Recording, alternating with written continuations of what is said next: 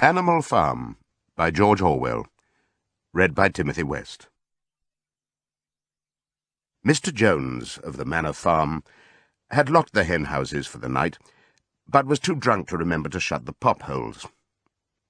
With the ring of light from his lantern dancing from side to side, he lurched across the yard, kicked off his boots at the back door, drew himself a last glass of beer from the barrel in the scullery, and made his way up to bed, where Mrs. Jones was already snoring. As soon as the light in the bedroom went out, there was a stirring and a fluttering all through the farm buildings. Word had gone round during the day that old Major, the prize middle white boar, had had a strange dream on the previous night, and wished to communicate it to the other animals. It had been agreed that they should all meet in the big barn as soon as Mr. Jones was safely out of the way. Old Major, so he was always called, though the name under which he had been exhibited was Willington Beauty, was so highly regarded on the farm that everyone was quite ready to lose an hour's sleep in order to hear what he had to say. At one end of the big barn, on a sort of raised platform, Major was already ensconced on his bed of straw, under a lantern which hung from a beam. He was 12 years old, and had lately grown rather stout, but he was still a majestic-looking pig, with a wise and benevolent appearance, in spite of the fact that his tushes had never been cut. Before long, the other animals began to arrive, and make themselves comfortable after their different fashions. First came the 3 dogs, Bluebell, Jessie, and Pincher, and then the pigs, who settled down in the straw immediately in front of the platform. The hens perched themselves on the window-sills, the pigeons fluttered up to the rafters, the sheep and cows lay down behind the pigs and began to chew the cud. The 2 cart horses, Boxer and Clover, came in together, walking very slowly, and setting down their vast hairy hoofs with great care, lest there should be some small animal concealed in the straw. Clover was a stout, motherly mare approaching middle life, who had never quite got her figure back after her 4th foal. Boxer was an enormous beast, nearly 18 hands high, and as strong as any 2 ordinary horses put together. A white stripe down his nose gave him a somewhat stupid appearance, and in fact he was not of first-rate intelligence, but he was universally respected for his steadiness of character and tremendous powers of work. After the horses came Muriel, the white goat, and Benjamin, the donkey. Benjamin was the oldest animal on the farm, and the worst-tempered. He seldom talked, and when he did it was usually to make some cynical remark. For instance, he would say that God had given him a tail to keep the flies off, but that he would sooner have had no tail and no flies. Alone among the animals on the farm, he never laughed. If asked why, he would say that he saw nothing to laugh at. Nevertheless, without openly admitting it, he was devoted to Boxer. The 2 of them usually spent their Sundays together in the small paddock beyond the orchard, grazing side by side and never speaking. The 2 horses had just lain down when a brood of ducklings, which had lost their mother, filed into the barn, cheeping feebly and wandering from side to side to find some place where they would not be trodden on. Clover made a sort of wall round them with her great foreleg, and the ducklings nestled down inside it and promptly fell asleep. At the last moment, Molly, the foolish, pretty white mare who drew Mr. Jones's trap, came mincing daintily in, chewing at a lump of sugar. She took a place near the front and began flirting her white mane, hoping to draw attention to the red ribbons it was plaited with. Last of all came the cat, who looked round as usual for the warmest place, and finally squeezed herself in between Boxer and Clover. There she purred contentedly throughout Major's speech, without listening to a word of what he was saying. All the animals were now present, except Moses, the tame raven, who slept on a perch behind the back door. When Major saw that they had all made themselves comfortable, and were waiting attentively, he cleared his throat and began, "Comrades, you have already heard about the strange dream that I had last night. But I will come to the dream later. I have something else to say first. I do not think, comrades, that I shall be with you for many months longer, and before I die, I feel it my duty to pass on to you such wisdom as I have acquired. I have had a long life. I have had much time for thought as I lay alone in my stall, and I think I may say that I understand the nature of life on this earth as well as any animal now living. It is about this that I wish to speak to you. Now, comrades, what is the nature of this life of ours? Let us face it, our lives are miserable, laborious, and short. We are born, we are given just so much food as will keep the breath in our bodies, and those of us who are capable of it are forced to work to the last atom of our strength. And the very instant that our usefulness has come to an end, we are slaughtered with hideous cruelty. No animal in England knows the meaning of happiness or leisure after he is a year old. No animal in England is free. The life of an animal is misery and slavery. That is the plain truth. But is this simply part of the order of nature? Is it because this land of ours is so poor that it cannot afford a decent life to those who dwell upon it? No, comrades, 1,000 times no. The soil of England is fertile. Its climate is good. It is capable of affording food in abundance to an enormously greater number of animals than now inhabit it. This single farm of ours would support 12 horses, 20 cows, hundreds of sheep, and all of them living in a comfort and a dignity that are now almost beyond our imagining. Why, then, do we continue in this miserable condition? Because nearly the whole of the produce of our labour is stolen from us by human beings. There, comrades, is the answer to all our problems.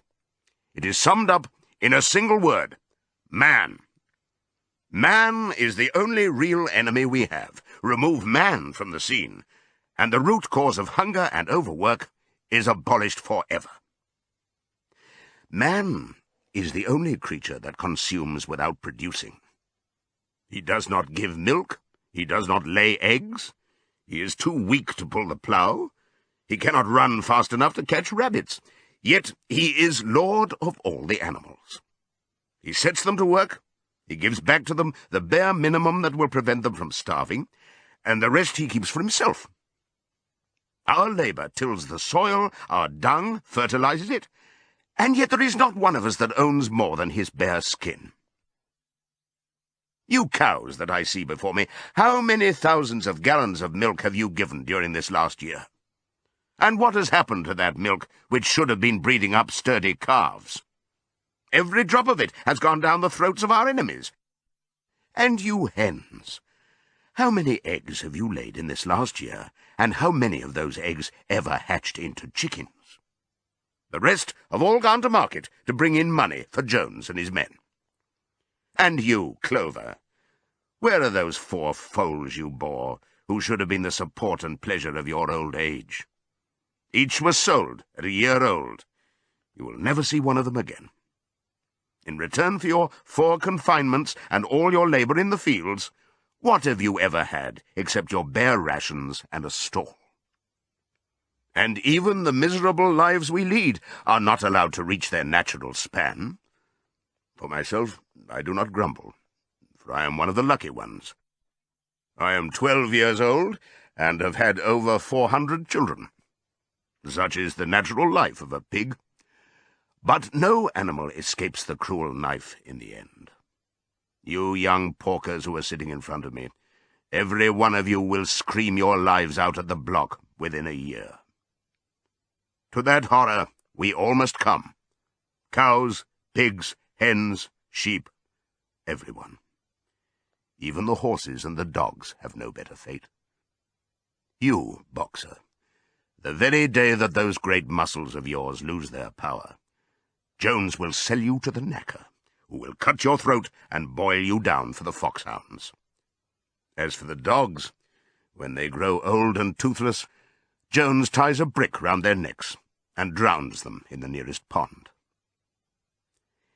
Is it not crystal clear, then, comrades, that all the evils of this life of ours spring from the tyranny of human beings? Only get rid of man, and the produce of our labour would be our own. Almost overnight we could become rich and free. What, then, must we do? Why, work night and day, body and soul, for the overthrow of the human race.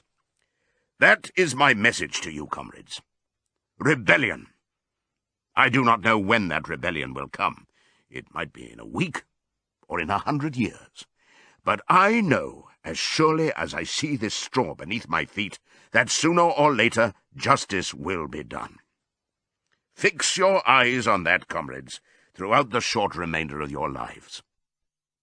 And above all, pass on this message of mine to those who come after you, so that future generations shall carry on the struggle until it is victorious. And remember, comrades, your resolution must never falter. No argument must lead you astray. Never listen when they tell you that man and the animals have a common interest, that the prosperity of the one is the prosperity of the others. It is all lies. Man serves the interests of no creature except himself. And among us animals, let there be perfect unity, perfect comradeship in the struggle. All men are enemies. All animals are comrades. At this moment there was a tremendous uproar. While Major was speaking, 4 large rats had crept out of their holes and were sitting on their hind quarters, listening to him. The dogs had suddenly caught sight of them, and it was only by a swift dash for their holes that the rats saved their lives. Major raised his trotter for silence. "Comrades," he said, "here is a point that must be settled.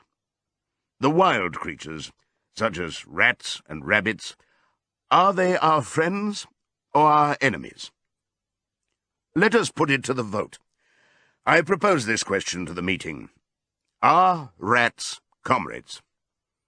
The vote was taken at once, and it was agreed by an overwhelming majority that rats were comrades. There were only 4 dissentients, the 3 dogs and the cat, who was afterwards discovered to have voted on both sides.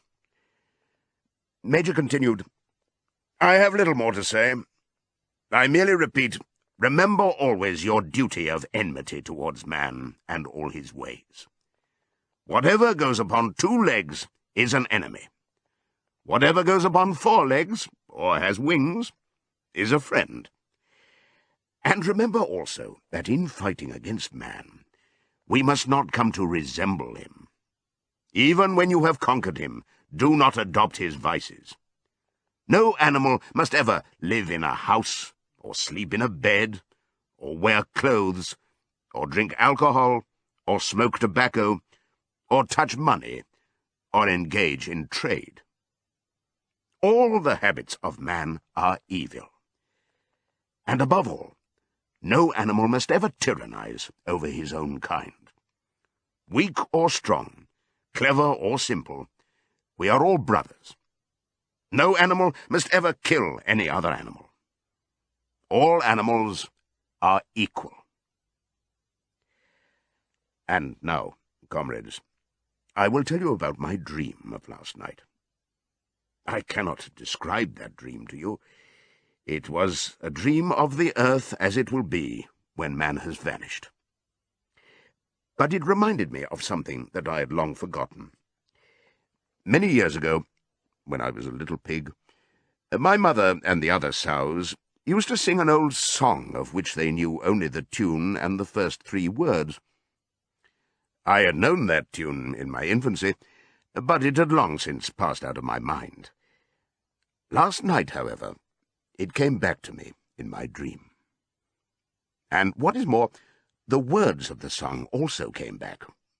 Words, I am certain, which were sung by the animals of long ago, and have been lost to memory for generations. I will sing you that song now, comrades. I am old, and my voice is hoarse, but when I have taught you the tune, you can sing it better for yourselves. It is called Beasts of England." Old Major cleared his throat and began to sing. As he had said, his voice was hoarse, but he sang well enough. and it was a stirring tune, something between Clementine and La Cucaracha. The words ran, "Beasts of England, beasts of Ireland, beasts of every land and clime, hearken to my joyful tidings of the golden future time.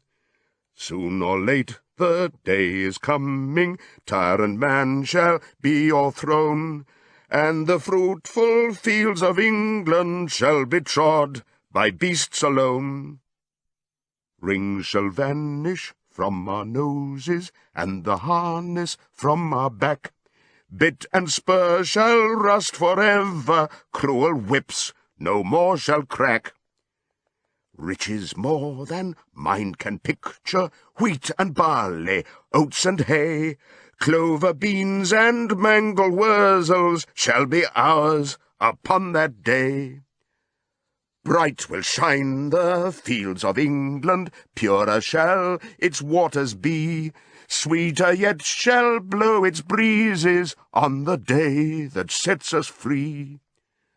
For that day we all must labour, though we die before it break. Cows and horses, geese and turkeys, all must toil for freedom's sake. Beasts of England, beasts of Ireland, beasts of every land and clime, hearken well and spread my tidings of the golden future time." The singing of this song threw the animals into the wildest excitement. Almost before Major had reached the end, they had begun singing it for themselves. Even the stupidest of them had already picked up the tune and a few of the words, and as for the clever ones, such as the pigs and dogs, they had the entire song by heart within a few minutes. And then, after a few preliminary tries, the whole farm burst out into Beasts of England in tremendous unison. The cows lowed it, the dogs whined it, the sheep bleated it, the horses whinnied it, the ducks quacked it. They were so delighted with the song that they sang it right through 5 times in succession, and might have continued singing it all night, if they had not been interrupted. Unfortunately, the uproar awoke Mr. Jones, who sprang out of bed, making sure that there was a fox in the yard. He seized the gun which had always stood in a corner of his bedroom, and let fly a charge of No. 6 shot into the darkness. The pellets buried themselves in the wall of the barn, and the meeting broke up hurriedly. Everyone fled to his own sleeping place. The birds jumped onto their perches, the animals settled down in the straw, and the whole farm was asleep in a moment. 3 nights later, old Major died peacefully in his sleep. His body was buried at the foot of the orchard. This was early in March. During the next 3 months, there was much secret activity.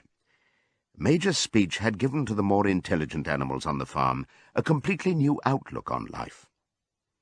They did not know when the rebellion predicted by Major would take place. They had no reason for thinking that it would be within their own lifetime, but they saw clearly that it was their duty to prepare for it.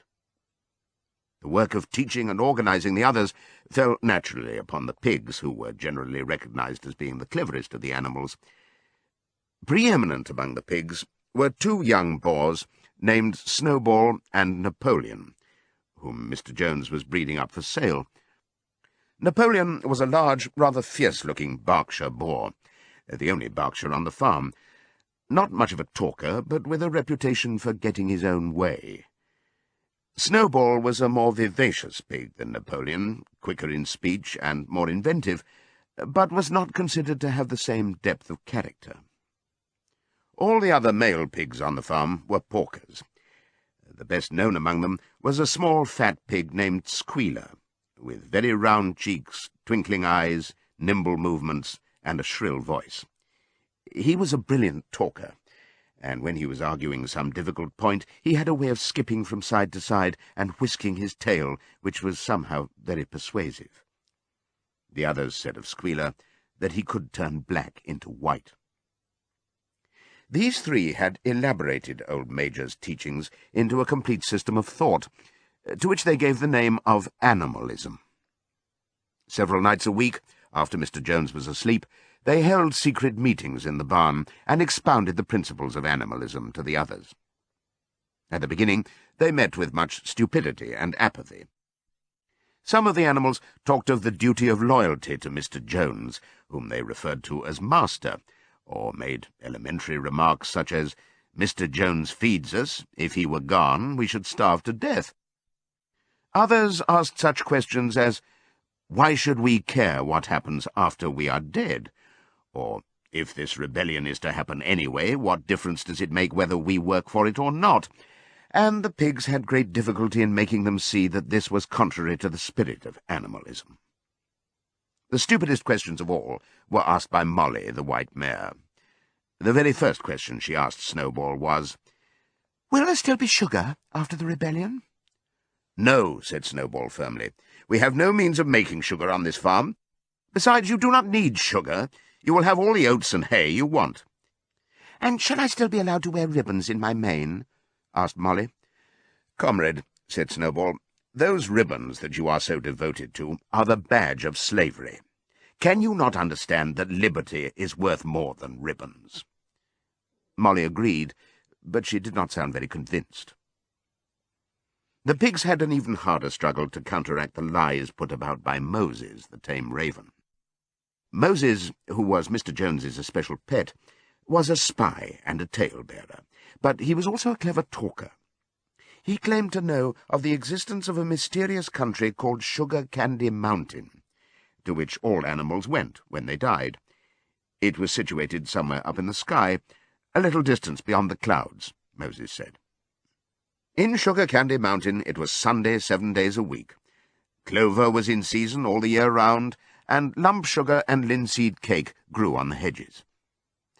The animals hated Moses because he told tales and did no work, but some of them believed in Sugar Candy Mountain, and the pigs had to argue very hard to persuade them that there was no such place.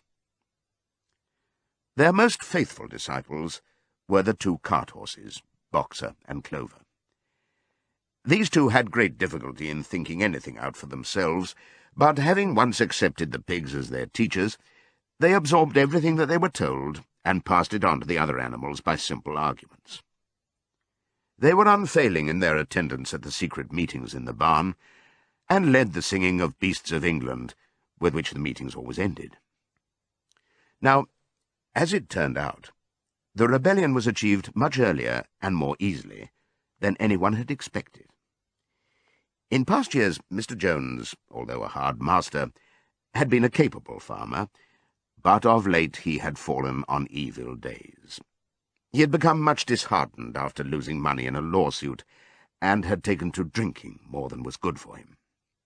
For whole days at a time he would lounge in his Windsor chair in the kitchen, reading the newspapers, drinking, and occasionally feeding Moses on crusts of bread soaked in beer. His men were idle and dishonest. The fields were full of weeds, the buildings wanted roofing, the hedges were neglected, and the animals were underfed. June came, and the hay was almost ready for cutting. On Midsummer's Eve, which was a Saturday, Mr. Jones went into Willingdon and got so drunk at the Red Lion that he did not come back till midday on Sunday.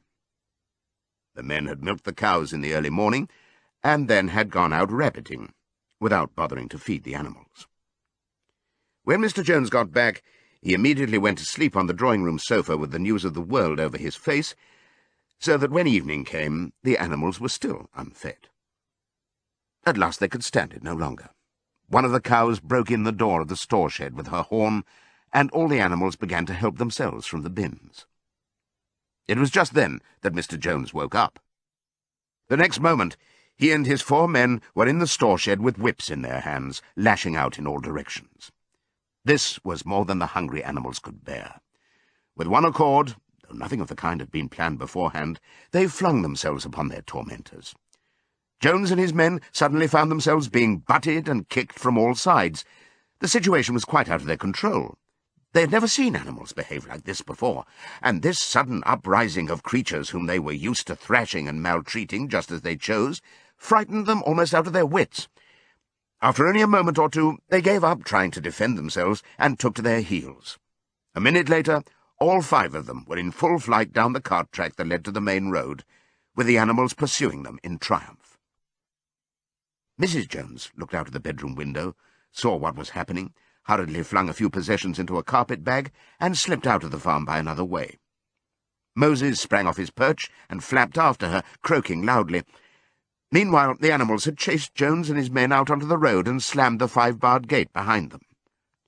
And so, almost before they knew what was happening, the rebellion had been successfully carried through. Jones was expelled, and the Manor Farm was theirs. For the first few minutes, the animals could hardly believe in their good fortune. Their first act was to gallop in a body right round the boundaries of the farm, as though to make quite sure that no human being was hiding anywhere upon it. Then they raced back to the farm buildings to wipe out the last traces of Jones's hated reign. The harness room at the end of the stables was broken open. The bits, the nose rings, the dog chains, the cruel knives with which Mr. Jones had been used to castrate the pigs and lambs were all flung down the well. The reins, the halters, the blinkers, the degrading nose-bags were thrown onto the rubbish fire which was burning in the yard. So were the whips. All the animals capered with joy when they saw the whips going up in flames. Snowball also threw onto the fire the ribbons with which the horses' manes and tails had usually been decorated on market days. Ribbons, he said, should be considered as clothes, which are the mark of a human being. All animals should go naked. When Boxer heard this, he fetched the small straw hat which he wore in summer to keep the flies out of his ears, and flung it onto the fire with the rest. In a very little while, the animals had destroyed everything that reminded them of Mr. Jones. Napoleon then led them back to the store shed and served out a double ration of corn to everybody, with 2 biscuits for each dog. Then they sang Beasts of England from end to end 7 times running, and after that they settled down for the night and slept as they had never slept before. But they woke at dawn as usual, and suddenly remembering the glorious thing that had happened, they all raced out into the pasture together. A little way down the pasture there was a knoll that commanded a view of most of the farm. The animals rushed to the top of it and gazed round them in the clear morning light. Yes, it was theirs. Everything that they could see was theirs.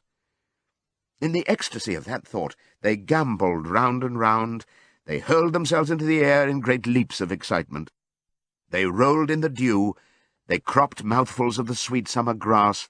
They kicked up clods of the black earth and snuffed its rich scent. Then they made a tour of inspection of the whole farm, and surveyed with speechless admiration the ploughland, the hayfield, the orchard, the pool, the spinney. It was as though they had never seen these things before, and even now they could hardly believe that it was all their own. Then they filed back to the farm buildings, and halted in silence outside the door of the farmhouse. That was theirs too, but they were frightened to go inside. After a moment, however, Snowball and Napoleon butted the door open with their shoulders, and the animals entered in single file, walking with the utmost care for fear of disturbing anything. They tiptoed from room to room, afraid to speak above a whisper, and gazing with a kind of awe at the unbelievable luxury, at the beds with their feather mattresses, the looking-glasses, the horsehair sofa, the Brussels carpet, the lithograph of Queen Victoria over the drawing-room mantelpiece. They were just coming down the stairs when Molly was discovered to be missing. Going back, the others found that she had remained behind in the best bedroom. She had taken a piece of blue ribbon from Mrs. Jones's dressing-table and was holding it against her shoulder and admiring herself in the glass in a very foolish manner. The others reproached her sharply, and they went outside. Some hams hanging in the kitchen were taken out for burial, and the barrel of beer in the scullery was stove in with a kick from Boxer's hoof. Otherwise, nothing in the house was touched. A unanimous resolution was passed on the spot that the farmhouse should be preserved as a museum. All were agreed that no animal must ever live there. The animals had their breakfast, and then Snowball and Napoleon called them together again. "Comrades," said Snowball, "it is 6:30, and we have a long day before us. Today we begin the hay harvest. But there is another matter that must be attended to first." The pigs now revealed that during the past 3 months they had taught themselves to read and write from an old spelling book which had belonged to Mr. Jones's children, and which had been thrown on the rubbish heap. Napoleon sent for pots of black and white paint, and led the way down to the 5-barred gate that gave onto the main road. Then Snowball, for it was Snowball who was best at writing, took a brush between the 2 knuckles of his trotter, painted out Manor Farm from the top bar of the gate, and in its place painted Animal Farm. This was to be the name of the farm from now onwards.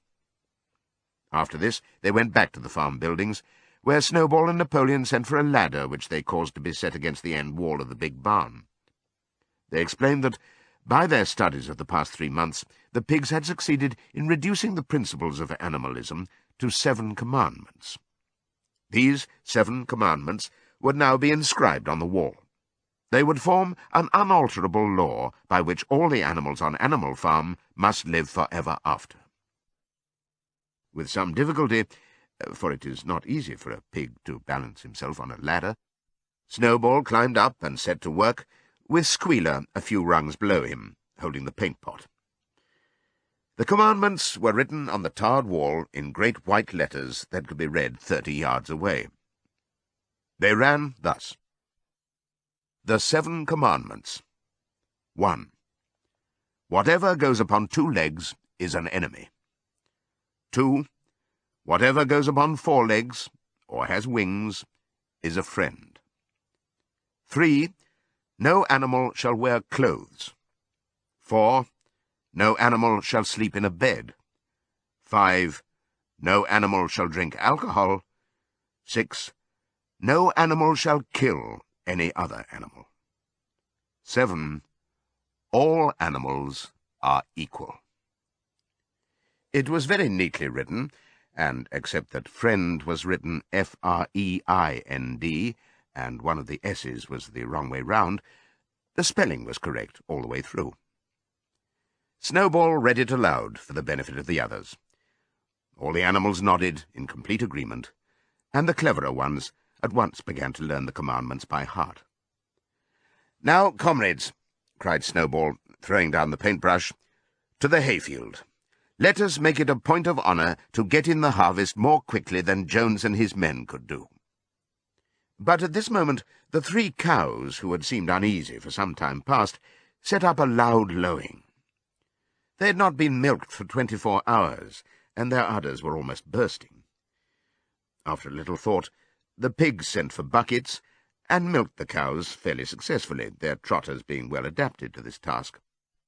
Soon there were 5 buckets of frothy, creamy milk, at which many of the animals looked with considerable interest. "What is going to happen to all that milk?" said someone.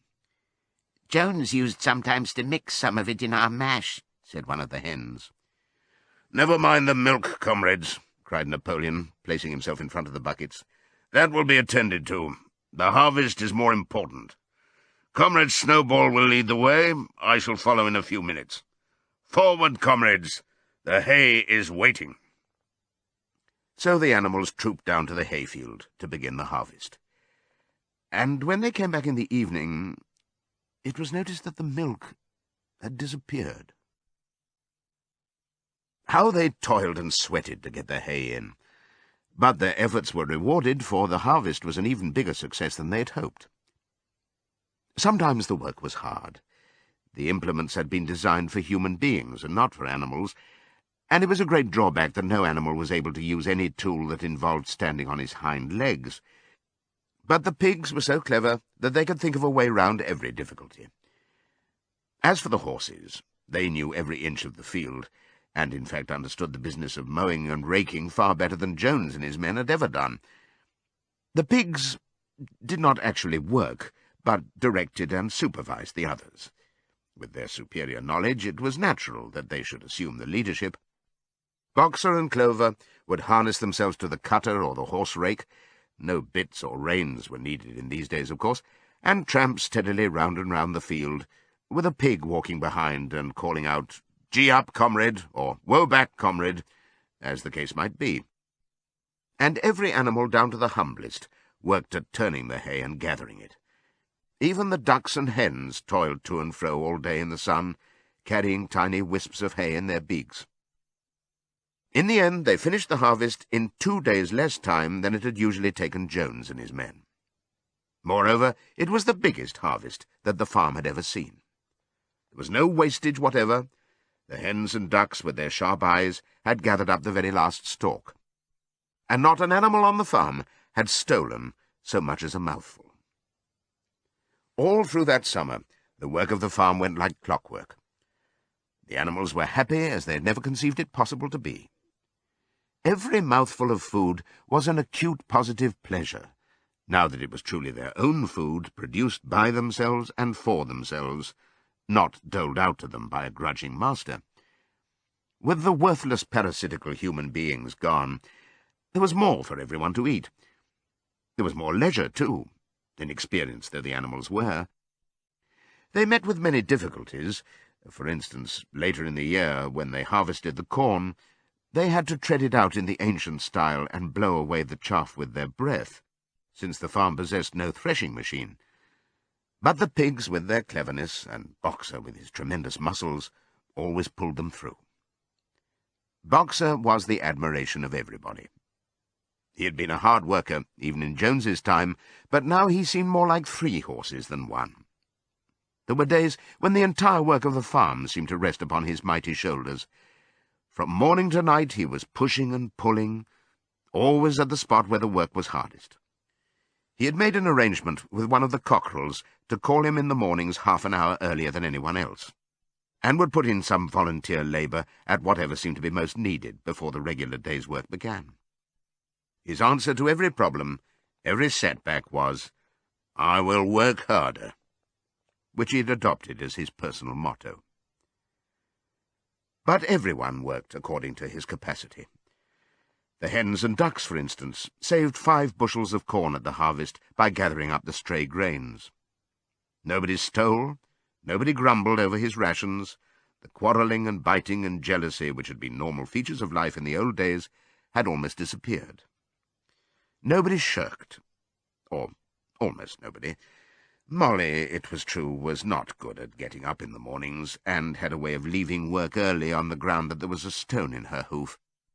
And the behaviour of the cat was somewhat peculiar. It was soon noticed that when there was work to be done, the cat could never be found. She would vanish for hours on end, and then reappear at meal times, or in the evening after work was over, as though nothing had happened. But she always made such excellent excuses and purred so affectionately that it was impossible not to believe in her good intentions. Old Benjamin the donkey seemed quite unchanged since the rebellion. He did his work in the same slow, obstinate way as he had done it in Jones's time, never shirking, and never volunteering for extra work either. About the rebellion and its results, he would express no opinion. When asked whether he was not happier now that Jones was gone, he would say only, "Donkeys live a long time. None of you has ever seen a dead donkey." And the others had to be content with this cryptic answer. On Sundays there was no work. Breakfast was an hour later than usual, and after breakfast there was a ceremony which was observed every week without fail. First came the hoisting of the flag. Snowball had found in the harness room an old green tablecloth of Mrs. Jones's, and had painted on it a hoof and a horn in white. This was run up the flagstaff in the farmhouse garden every Sunday morning. The flag was green, Snowball explained, to represent the green fields of England, while the hoof and horn signified the future republic of the animals which would arise when the human race had been finally overthrown. After the hoisting of the flag, all the animals trooped into the big barn for a general assembly, which was known as the meeting. Here the work of the coming week was planned out, and resolutions were put forward and debated. It was always the pigs who put forward the resolutions. The other animals understood how to vote, but could never think of any resolutions of their own. Snowball and Napoleon were by far the most active in the debates. But it was noticed that these two were never in agreement. Whatever suggestion either of them made, the other could be counted on to oppose it. Even when it was resolved, a thing no one could object to in itself, to set aside the small paddock behind the orchard as a home of rest for animals who were past work, there was a stormy debate over the correct retiring age for each class of animal. The meeting always ended with the singing of Beasts of England, and the afternoon was given up to recreation. The pigs had set aside the harness room as a headquarters for themselves. Here, in the evenings, they studied blacksmithing, carpentering, and other necessary arts from books which they had brought out of the farmhouse. Snowball also busied himself with organizing the other animals into what he called animal committees. He was indefatigable at this. He formed the Egg Production Committee for the hens, the Clean Tails League for the cows, the Wild Comrades Re-Education Committee — the object of this was to tame the rats and rabbits — the Whiter Wool Movement for the sheep, and various others, besides instituting classes in reading and writing. On the whole, these projects were a failure. The attempt to tame the wild creatures, for instance, broke down almost immediately. They continued to behave very much as before, and when treated with generosity, simply took advantage of it.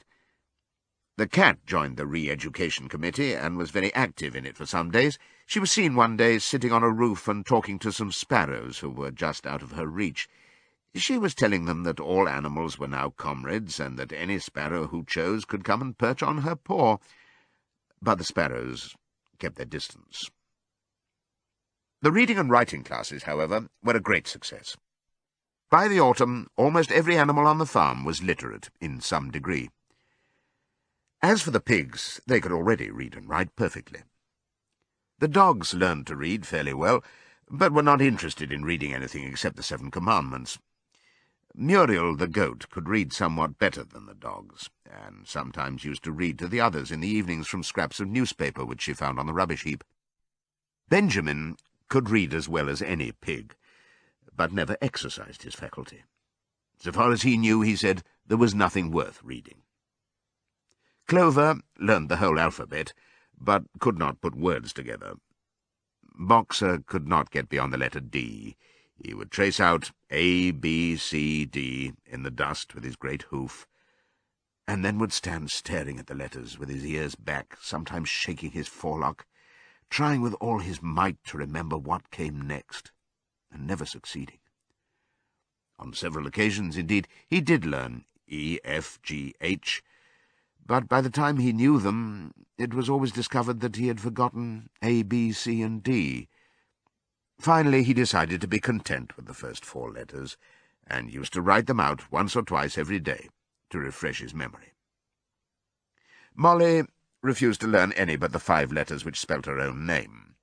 She would form these very neatly out of pieces of twig, and would then decorate them with a flower or two, and walk round them, admiring them. None of the other animals on the farm could get further than the letter A. It was also found that the stupider animals, such as the sheep, hens, and ducks, were unable to learn the 7 Commandments by heart. After much thought, Snowball declared that the 7 Commandments could in effect be reduced to a single maxim, namely, 4 legs good, 2 legs bad. This, he said, contained the essential principle of animalism. Whoever had thoroughly grasped it would be safe from human influences. The birds at first objected, since it seemed to them that they also had 2 legs, but Snowball proved to them that this was not so. A bird's wing, comrades, he said, is an organ of propulsion and not of manipulation. It should therefore be regarded as a leg. The distinguishing mark of man is the hand, the instrument with which he does all his mischief. The birds did not understand Snowball's long words, but they accepted his explanation, and all the humbler animals set to work to learn the new maxim by heart. 4 legs good, 2 legs bad was inscribed on the end wall of the barn, above the 7 commandments, and in bigger letters. When they had once got it by heart, the sheep developed a great liking for this maxim, and often as they lay in the field, they would all start bleating, 4 legs good, 2 legs bad, 4 legs good, 2 legs bad, and keep it up for hours on end, never growing tired of it. Napoleon took no interest in Snowball's committees. He said that the education of the young was more important than anything that could be done for those who were already grown up. It happened that Jessie and Bluebell had both whelped soon after the hay harvest, giving birth between them to 9 sturdy puppies. As soon as they were weaned, Napoleon took them away from their mothers, saying that he would make himself responsible for their education. He took them up into a loft, which could only be reached by a ladder from the harness room, and there kept them in such seclusion that the rest of the farm soon forgot their existence. The mystery of where the milk went to was soon cleared up. It was mixed every day into the pig's mash. The early apples were now ripening, and the grass of the orchard was littered with windfalls. The animals had assumed, as a matter of course, that these would be shared out equally. One day, however, the order went forth that all the windfalls were to be collected and brought to the harness room for the use of the pigs. At this, some of the other animals murmured, but it was no use. All the pigs were in full agreement on this point, even Snowball and Napoleon. Squealer was sent to make the necessary explanations to the others. "Comrades," he cried, "you do not imagine, I hope, that we pigs are doing this in a spirit of selfishness and privilege. Many of us actually dislike milk and apples. I dislike them myself. Our sole object in taking these things is to preserve our health.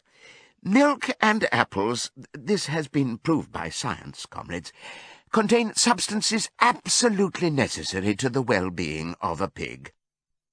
We pigs are brain workers. The whole management and organization of this farm depend on us. Day and night we are watching over your welfare. It is for your sake that we drink that milk and eat those apples.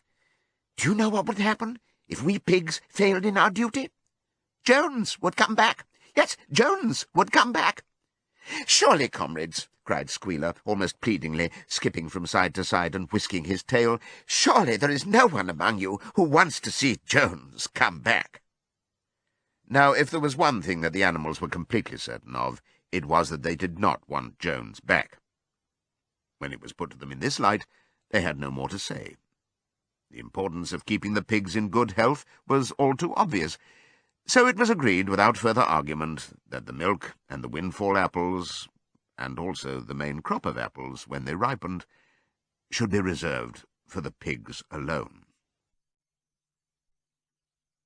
By the late summer, the news of what had happened on Animal Farm had spread across half the county. Every day Snowball and Napoleon sent out flights of pigeons, whose instructions were to mingle with the animals on neighbouring farms, tell them the story of the rebellion, and teach them the tune of Beasts of England.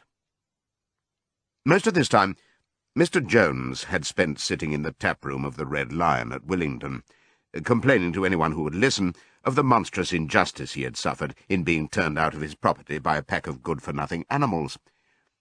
The other farmers sympathized in principle, but they did not at first give him much help. At heart, each of them was secretly wondering whether he could not somehow turn Jones's misfortune to his own advantage. It was lucky that the owners of the 2 farms which adjoined Animal Farm were on permanently bad terms.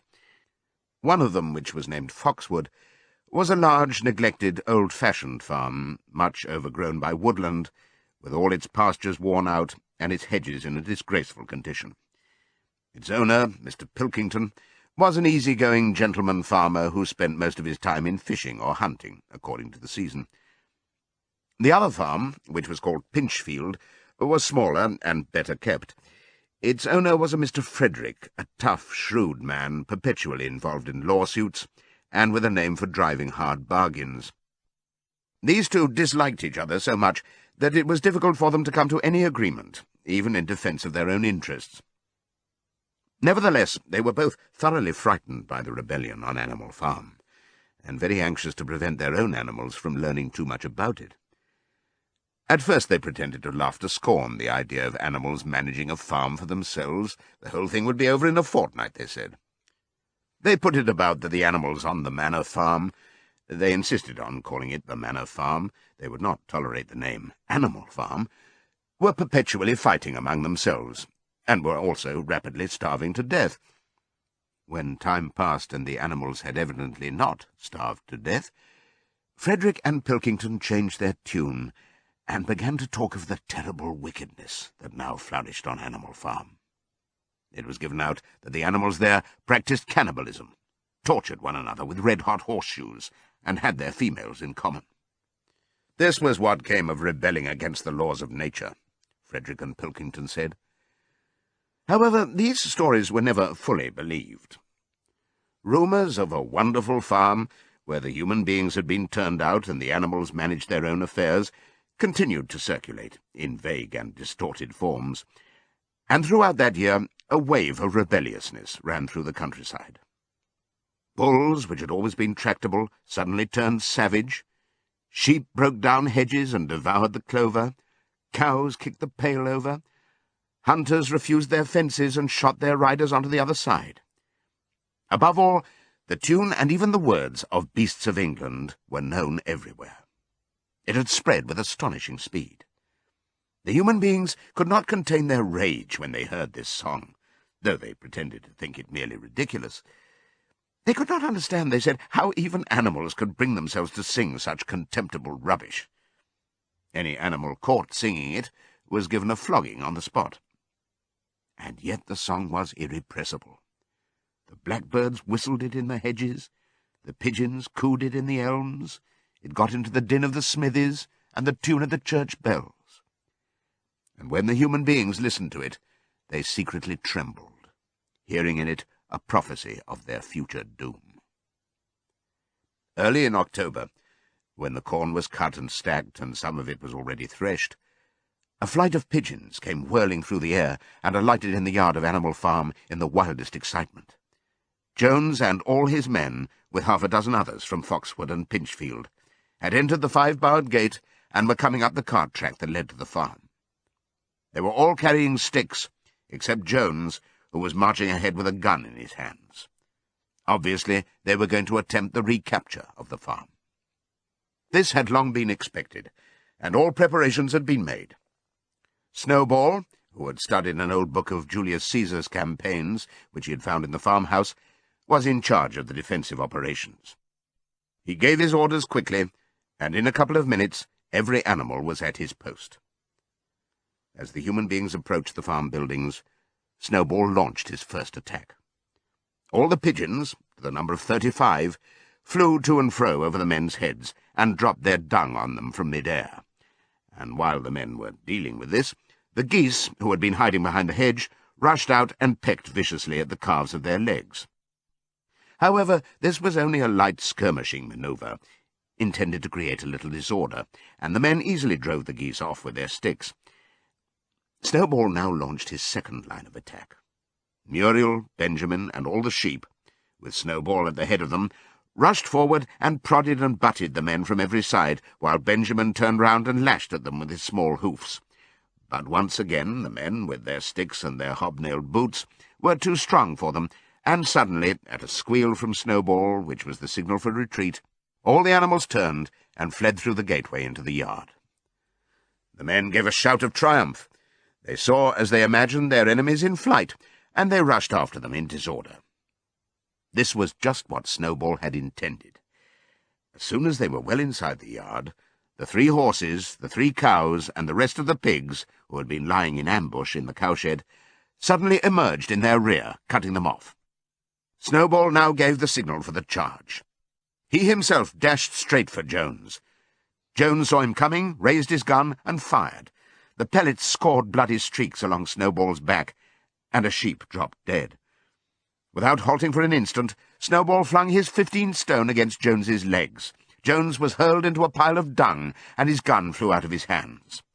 But the most terrifying spectacle of all was Boxer, rearing up on his hind legs and striking out with his great iron-shod hoofs like a stallion.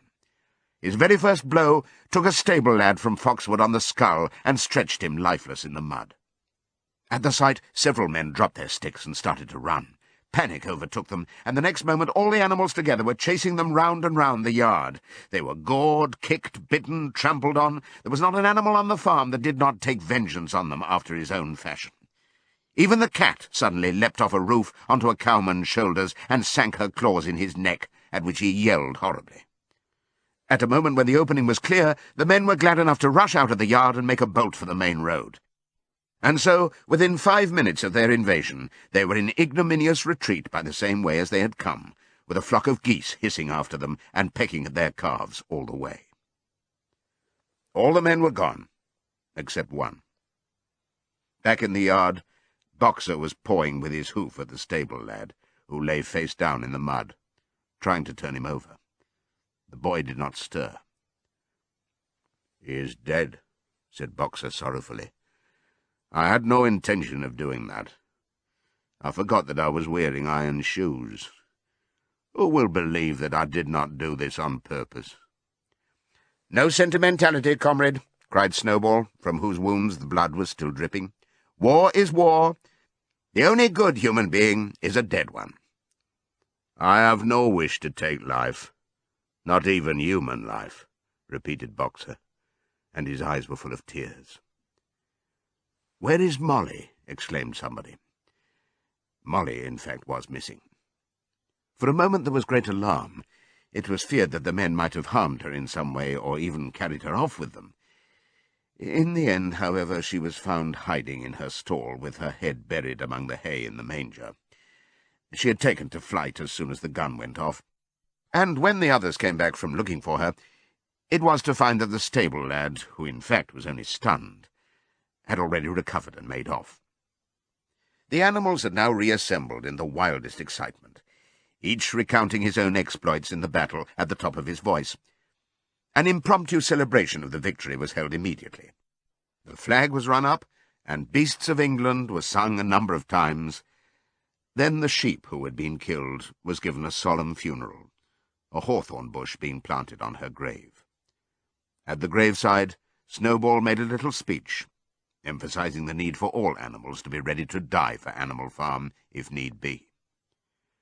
The animals decided unanimously to create a military decoration, Animal Hero First Class, which was conferred there and then on Snowball and Boxer. It consisted of a brass medal — they were really some old horse brasses which had been found in the harness room — to be worn on Sundays and holidays. There was also Animal Hero Second Class, which was conferred posthumously on the dead sheep. There was much discussion as to what the battle should be called. In the end, it was named the Battle of the Cowshed, since that was where the ambush had been sprung. Mr. Jones's gun had been found lying in the mud, and it was known that there was a supply of cartridges in the farmhouse. It was decided to set the gun up at the foot of the flagstaff, like a piece of artillery, and to fire it twice a year, once on October the 12th, the anniversary of the Battle of the Cowshed, and once on Midsummer Day, the anniversary of the rebellion. As winter drew on, Molly became more and more troublesome. She was late for work every morning, and excused herself by saying that she had overslept, and she complained of mysterious pains, although her appetite was excellent.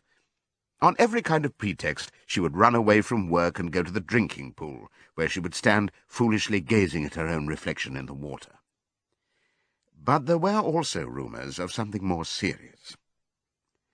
One day, as Molly strolled blithely into the yard, flirting her long tail and chewing at a stalk of hay, Clover took her aside. "Molly," she said, "I have something very serious to say to you. This morning I saw you looking over the hedge that divides Animal Farm from Foxwood. One of Mr. Pilkington's men was standing on the other side of the hedge, and I was a long way away, but I'm almost certain I saw this. He was talking to you, and you were allowing him to stroke your nose. What does that mean, Molly?" "It didn't. I wasn't. It isn't true," cried Molly, beginning to prance about and paw the ground. "Molly, look me in the face. Do you give me your word of honour that that man was not stroking your nose?" "It isn't true," repeated Molly, but she could not look Clover in the face, and the next moment she took to her heels and galloped away into the field. A thought struck Clover. Without saying anything to the others, she went to Molly's stall and turned over the straw with her hoof. Hidden under the straw was a little pile of lump sugar and several bunches of ribbon of different colours. 3 days later, Molly disappeared. For some weeks, nothing was known of her whereabouts. Then the pigeons reported that they had seen her on the other side of Willingdon. She was between the shafts of a smart dog-cart, painted red and black, which was standing outside a public house. A fat, red-faced man in check breeches and gaiters, who looked like a publican, was stroking her nose and feeding her with sugar. Her coat was newly clipped, and she wore a scarlet ribbon round her forelock. She appeared to be enjoying herself, so the pigeons said. None of the animals ever mentioned Molly again. In January, there came bitterly hard weather. The earth was like iron, and nothing could be done in the fields. Many meetings were held in the big barn, and the pigs occupied themselves with planning out the work of the coming season. It had come to be accepted that the pigs, who were manifestly cleverer than the other animals, should decide all questions of farm policy, though their decisions had to be ratified by a majority vote. This arrangement would have worked well enough if it had not been for the disputes between Snowball and Napoleon. These two disagreed at every point where disagreement was possible. If one of them suggested sowing a bigger acreage with barley, the other was certain to demand a bigger acreage of oats, and if one of them said that such and such a field was just right for cabbages, the other would declare that it was useless for anything except roots. Each had his own following, and there were some violent debates. At the meetings, Snowball often won over the majority by his brilliant speeches, but Napoleon was better at canvassing support for himself in between times. He was especially successful with the sheep. Of late the sheep had taken to bleating, "4 legs good, 2 legs bad," both in and out of season, and they often interrupted the meeting with this. It was noticed that they were especially liable to break into 4 legs good, 2 legs bad at crucial moments in Snowball's speeches. Snowball had made a close study of some back numbers of the Farmer and Stock Breeder which he had found in the farmhouse, and was full of plans for innovations and improvements. He talked learnedly about field drains, silage, and basic slag, and had worked out a complicated scheme for all the animals to drop their dung directly in the fields at a different spot every day, to save the labour of cartage.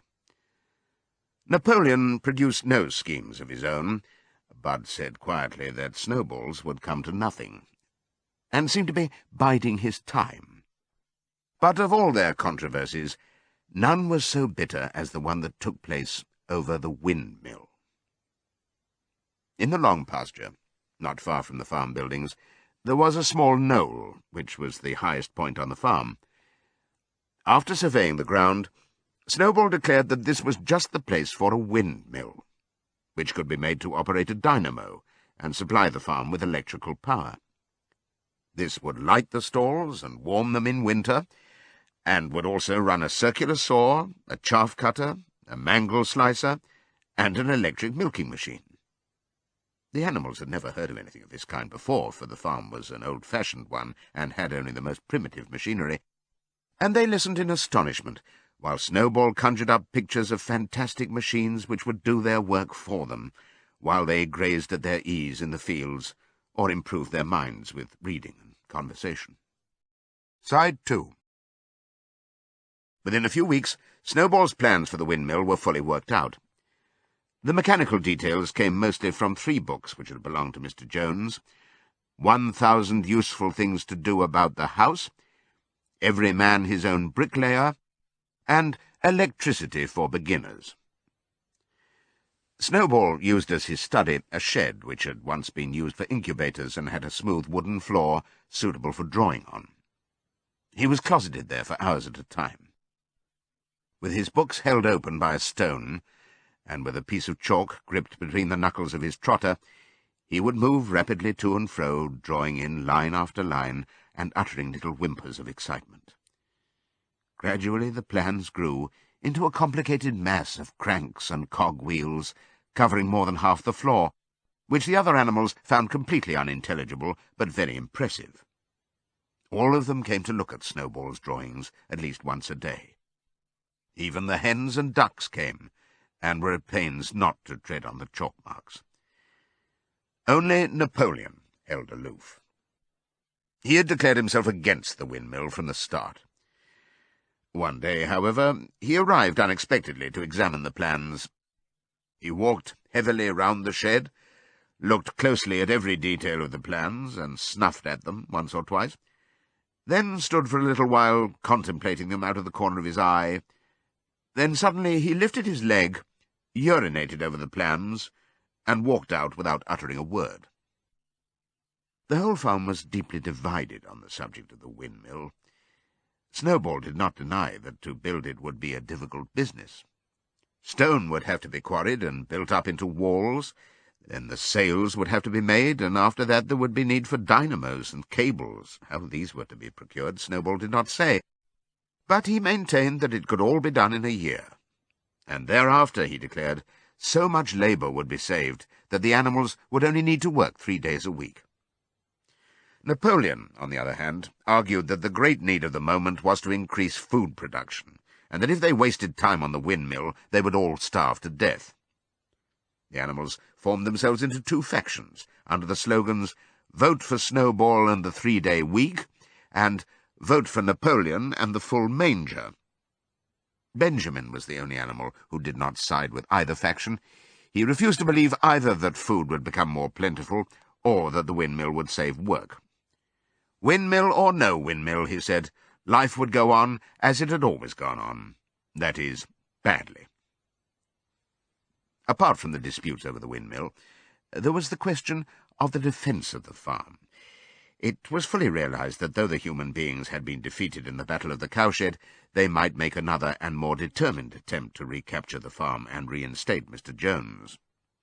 They had all the more reason for doing so, because the news of their defeat had spread across the countryside and made the animals on the neighbouring farms more restive than ever. As usual, Snowball and Napoleon were in disagreement. According to Napoleon, what the animals must do was to procure firearms and train themselves in the use of them. According to Snowball, they must send out more and more pigeons and stir up rebellion among the animals on the other farms. The one argued that if they could not defend themselves, they were bound to be conquered. The other argued that if rebellions happened everywhere, they would have no need to defend themselves. The animals listened first to Napoleon, then to Snowball, and could not make up their minds which was right. Indeed, they always found themselves in agreement with the one who was speaking at the moment. At last the day came when Snowball's plans were completed. At the meeting on the following Sunday, the question of whether or not to begin work on the windmill was to be put to the vote. When the animals had assembled in the big barn, Snowball stood up and, though occasionally interrupted by bleating from the sheep, set forth his reasons for advocating the building of the windmill. Then Napoleon stood up to reply. He said very quietly that the windmill was nonsense, and that he advised nobody to vote for it, and promptly sat down again. He had spoken for barely 30 seconds, and seemed almost indifferent as to the effect he produced. At this, Snowball sprang to his feet, and, shouting down the sheep, who had begun bleating again, broke into a passionate appeal in favour of the windmill. Until now, the animals had been about equally divided in their sympathies, but in a moment Snowball's eloquence had carried them away. In glowing sentences, he painted a picture of Animal Farm as it might be when sordid labour was lifted from the animals' backs. His imagination had now run far beyond chaff-cutters and turnip slicers. Electricity, he said, could operate threshing machines, ploughs, harrows, rollers and reapers and binders, besides supplying every stall with its own electric light, hot and cold water, and an electric heater. By the time he'd finished speaking, there was no doubt as to which way the vote would go. But just at this moment, Napoleon stood up and, casting a peculiar sidelong look at Snowball, uttered a high-pitched whimper of a kind no one had ever heard him utter before. At this, there was a terrible baying sound outside, and 9 enormous dogs wearing brass-studded collars came bounding into the barn. They dashed straight for Snowball, who only sprang from his place just in time to escape their snapping jaws. In a moment he was out of the door, and they were after him. Too amazed and frightened to speak, all the animals crowded through the door to watch the chase. Snowball was racing across the long pasture that led to the road. He was running as only a pig can run, but the dogs were close on his heels. Suddenly he slipped, and it seemed certain that they had him. Then he was up again, running faster than ever. Then the dogs were gaining on him again. One of them all but closed his jaws on Snowball's tail, but Snowball whisked it free just in time. Then he put on an extra spurt, and with a few inches to spare, slipped through a hole in the hedge and was seen no more. Silent and terrified, the animals crept back into the barn. In a moment the dogs came bounding back. At first, no one had been able to imagine where these creatures came from, but the problem was soon solved. They were the puppies whom Napoleon had taken away from their mothers and reared privately. Though not yet full grown, they were huge dogs, and as fierce-looking as wolves. They kept close to Napoleon. It was noticed that they wagged their tails to him in the same way as the other dogs had been used to do to Mr. Jones. Napoleon, with the dogs following him, now mounted onto the raised portion of the floor where Major had previously stood to deliver his speech. He announced that from now on the Sunday morning meetings would come to an end. They were unnecessary, he said, and wasted time. In future, all questions relating to the working of the farm would be settled by a special committee of pigs, presided over by himself. These would meet in private and afterwards communicate their decisions to the others. The animals would still assemble on Sunday mornings to salute the flag, sing Beasts of England, and receive their orders for the week, but there would be no more debates. In spite of the shock that Snowball's expulsion had given them, the animals were dismayed by this announcement. Several of them would have protested if they could have found the right arguments. Even Boxer was vaguely troubled. He set his ears back, shook his forelock several times, and tried hard to marshal his thoughts, but in the end he could not think of anything to say. Some of the pigs themselves, however, were more articulate. 4 young porkers in the front row uttered shrill squeals of disapproval, and all 4 of them sprang to their feet and began speaking at once. But suddenly the dogs sitting round Napoleon let out deep, menacing growls, and the pigs fell silent and sat down again. Then the sheep broke out into a tremendous bleating of 4 legs good, 2 legs bad, which went on for nearly a quarter of an hour and put an end to any chance of discussion. Afterwards, Squealer was sent round the farm to explain the new arrangement to the others. "Comrades," he said, "I trust that every animal here appreciates the sacrifice that Comrade Napoleon has made in taking this extra labour upon himself. Do not imagine, comrades, that leadership is a pleasure. On the contrary, it is a deep and heavy responsibility. No one believes more firmly than Comrade Napoleon that all animals are equal. He would be only too happy to let you make your decisions for yourselves. But sometimes you might make the wrong decisions, comrades, and then where should we be? Suppose you had decided to follow Snowball, with his moonshine of windmills, Snowball, who, as we now know, was no better than a criminal." "He fought bravely at the Battle of the Cowshed," said somebody. "Bravery is not enough," said Squealer. "Loyalty and obedience are more important. And as to the Battle of the Cowshed, I believe the time will come when we shall find that Snowball's part in it was much exaggerated. Discipline, comrades, iron discipline, that is the watchword for today." One false step, and our enemies would be upon us. Surely, comrades, you do not want Jones back." Once again, this argument was unanswerable. Certainly the animals did not want Jones back. If the holding of debates on Sunday mornings was liable to bring him back, then the debates must stop. Boxer, who had now had time to think things over, voiced the general feeling by saying, "If Comrade Napoleon says it, it must be right." And from then on he adopted the maxim, "Napoleon is always right," in addition to his private motto of, "I will work harder." By this time the weather had broken, and the spring ploughing had begun. The shed where Snowball had drawn his plans of the windmill had been shut up, and it was assumed that the plans had been rubbed off the floor. Every Sunday morning at 10 o'clock, the animals assembled in the big barn to receive their orders for the week. The skull of old Major, now clean of flesh, had been disinterred from the orchard and set up on a stump at the foot of the flagstaff beside the gun. After the hoisting of the flag, the animals were required to file past the skull in a reverent manner before entering the barn. Nowadays they did not sit all together, as they had done in the past. Napoleon, with Squealer and another pig named Minimus, who had a remarkable gift for composing songs and poems, sat on the front of the raised platform, with the 9 young dogs forming a semicircle round them, and the other pigs sitting behind.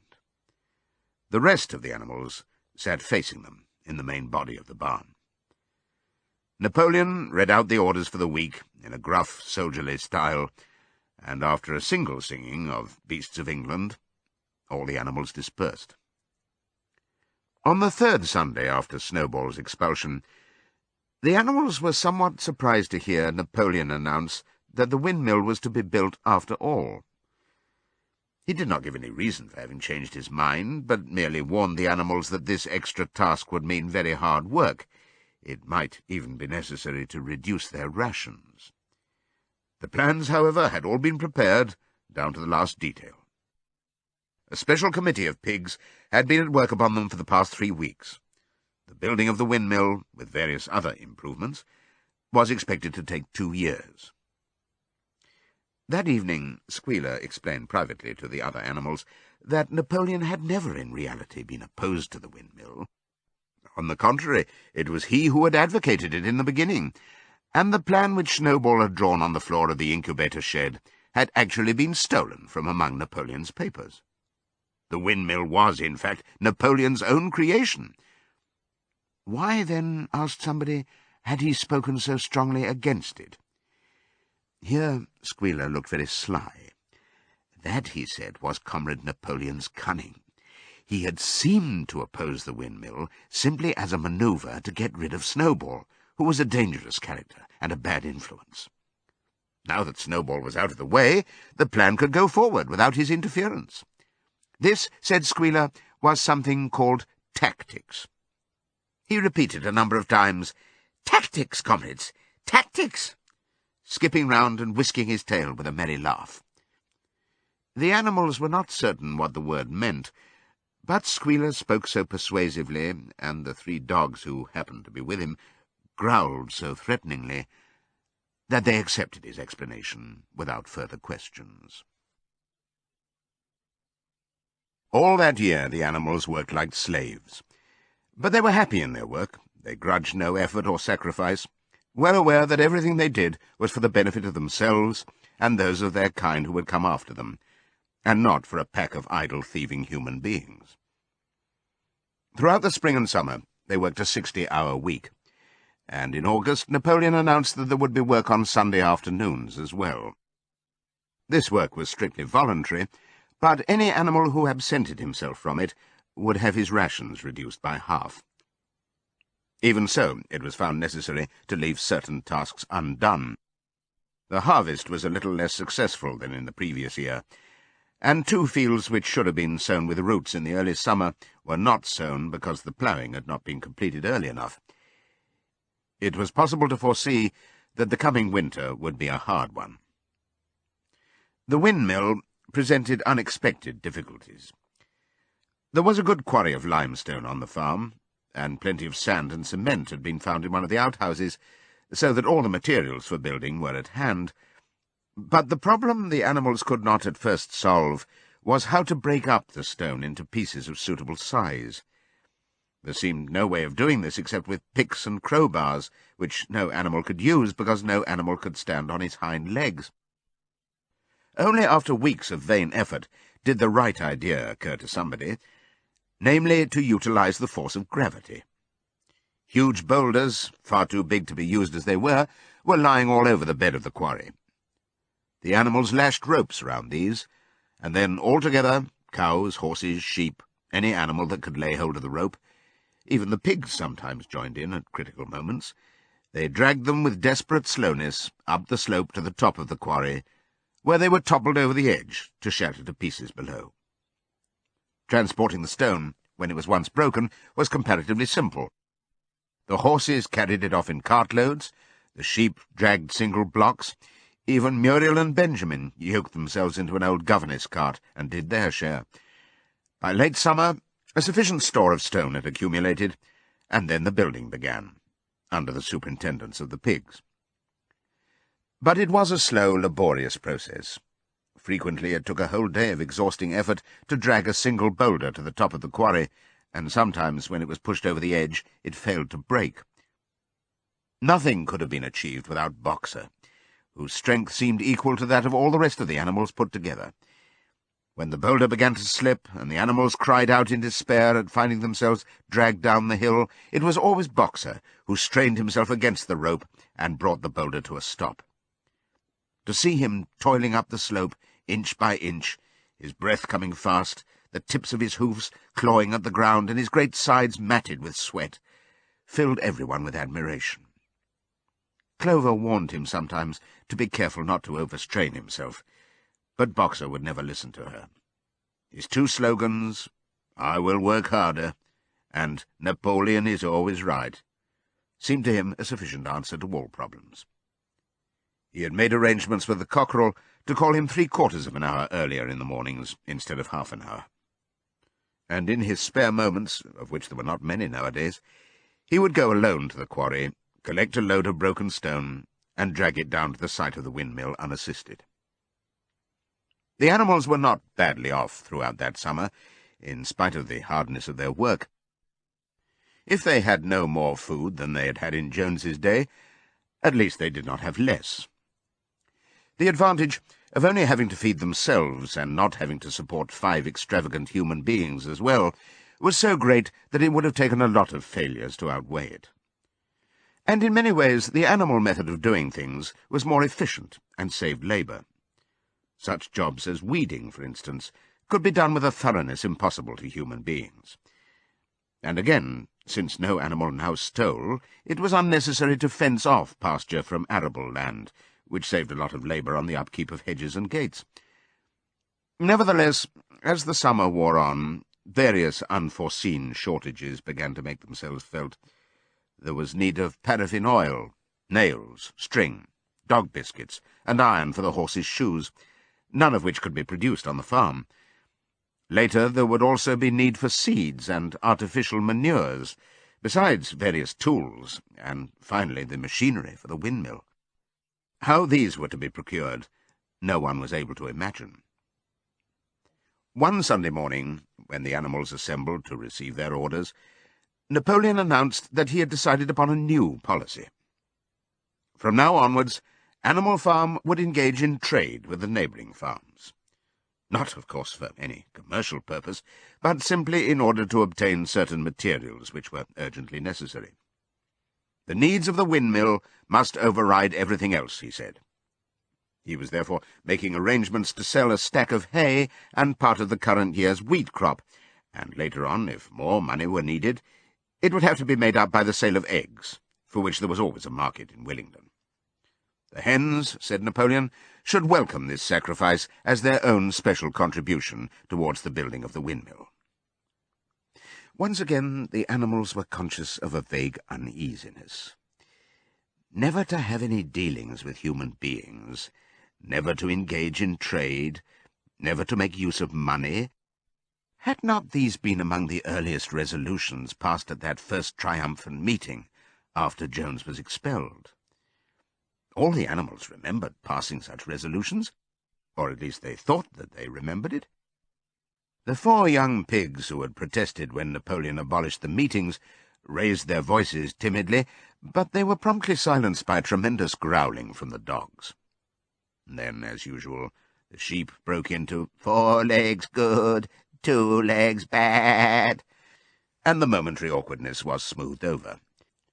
Finally, Napoleon raised his trotter for silence and announced that he had already made all the arrangements. There would be no need for any of the animals to come into contact with human beings, which would clearly be most undesirable. He intended to take the whole burden upon his own shoulders.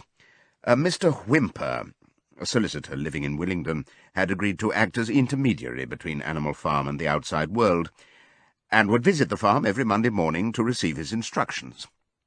Napoleon ended his speech with his usual cry of "Long live Animal Farm," and after the singing of Beasts of England, the animals were dismissed. Afterwards, Squealer made a round of the farm and set the animals' minds at rest. He assured them that the resolution against engaging in trade and using money had never been passed, or even suggested. It was pure imagination, probably traceable in the beginning to lies circulated by Snowball. A few animals still felt faintly doubtful, but Squealer asked them shrewdly, "Are you certain that this is not something you have dreamed, comrades? Have you any record of such a resolution? Is it written down anywhere?" And since it was certainly true that nothing of the kind existed in writing, the animals were satisfied that they had been mistaken. Every Monday, Mr. Whymper visited the farm as had been arranged. He was a sly-looking little man with side whiskers, a solicitor in a very small way of business, but sharp enough to have realized earlier than anyone else that Animal Farm would need a broker, and that the commissions would be worth having. The animals watched his coming and going with a kind of dread, and avoided him as much as possible. Nevertheless, the sight of Napoleon on all fours delivering orders to Whymper, who stood on 2 legs, roused their pride and partly reconciled them to the new arrangement. Their relations with the human race were now not quite the same as they had been before. The human beings did not hate Animal Farm any less now that it was prospering. Indeed, they hated it more than ever. Every human being held it as an article of faith that the farm would go bankrupt sooner or later, and above all that the windmill would be a failure. They would meet in the public houses and prove to one another by means of diagrams that the windmill was bound to fall down, or that if it did stand up, then that it would never work. And yet, against their will, they had developed a certain respect for the efficiency with which the animals were managing their own affairs. One symptom of this was that they had begun to call Animal Farm by its proper name, and ceased to pretend that it was called the Manor Farm. They had also dropped their championship of Jones, who had given up hope of getting his farm back and gone to live in another part of the county. Except through Whymper, there was as yet no contact between Animal Farm and the outside world, but there were constant rumours that Napoleon was about to enter into a definite business agreement, either with Mr. Pilkington of Foxwood or with Mr. Frederick of Pinchfield, but never, it was noticed, with both simultaneously. It was about this time that the pigs suddenly moved into the farmhouse and took up their residence there. Again, the animals seemed to remember that a resolution against this had been passed in the early days, and again Squealer was able to convince them that this was not the case. It was absolutely necessary, he said, that the pigs, who were the brains of the farm, should have a quiet place to work in. It was also more suited to the dignity of the leader, for of late he had taken to speaking of Napoleon under the title of leader, to live in a house than in a mere sty. Nevertheless, some of the animals were disturbed when they heard that the pigs not only took their meals in the kitchen and used the drawing-room as a recreation room, but also slept in the beds. Boxer passed it off as usual with, "Napoleon is always right." But Clover, who thought she remembered a definite ruling against beds, went to the end of the barn and tried to puzzle out the 7 commandments which were inscribed there. Finding herself unable to read more than individual letters, She fetched Muriel. "Muriel," she said, "read me the fourth commandment. Does it not say something about never sleeping in a bed?" With some difficulty, Muriel spelt it out. "It says, 'No animal shall sleep in a bed with sheets,'" she announced finally. Curiously enough, Clover had not remembered that the fourth commandment mentioned sheets, but as it was there on the wall, it must have done so. And Squealer, who happened to be passing at this moment, attended by 2 or 3 dogs, was able to put the whole matter in its proper perspective. "You have heard, then, comrades," he said, "that we pigs now sleep in the beds at the farmhouse. And why not? You did not suppose, surely, that there was ever a ruling against beds? A bed merely means a place to sleep in. A pile of straw in a stall is a bed, properly regarded. The rule was against sheets, which are a human invention. We have removed the sheets from the farmhouse beds and sleep between blankets. Very comfortable beds they are, too, but not more comfortable than we need, I can tell you, comrades, with all the brain work we have to do nowadays. You would not rob us of our repose, would you, comrades? You would not have us too tired to carry out our duties? Surely none of you wishes to see Jones back?" The animals reassured him on this point immediately, and no more was said about the pigs sleeping in the farmhouse beds. And when, some days afterwards, it was announced that from now on the pigs would get up an hour later in the mornings than the other animals, no complaint was made about that either. By the autumn, the animals were tired, but happy. They'd had a hard year, and after the sale of part of the hay and corn, the stores of food for the winter were none too plentiful. But the windmill compensated for everything. It was almost half built now. After the harvest there was a stretch of clear, dry weather, and the animals toiled harder than ever, thinking it well worth while to plod to and fro all day with blocks of stone, if by doing so they could raise the walls another foot. Boxer would even come out at nights and work for an hour or 2 on his own by the light of the harvest moon.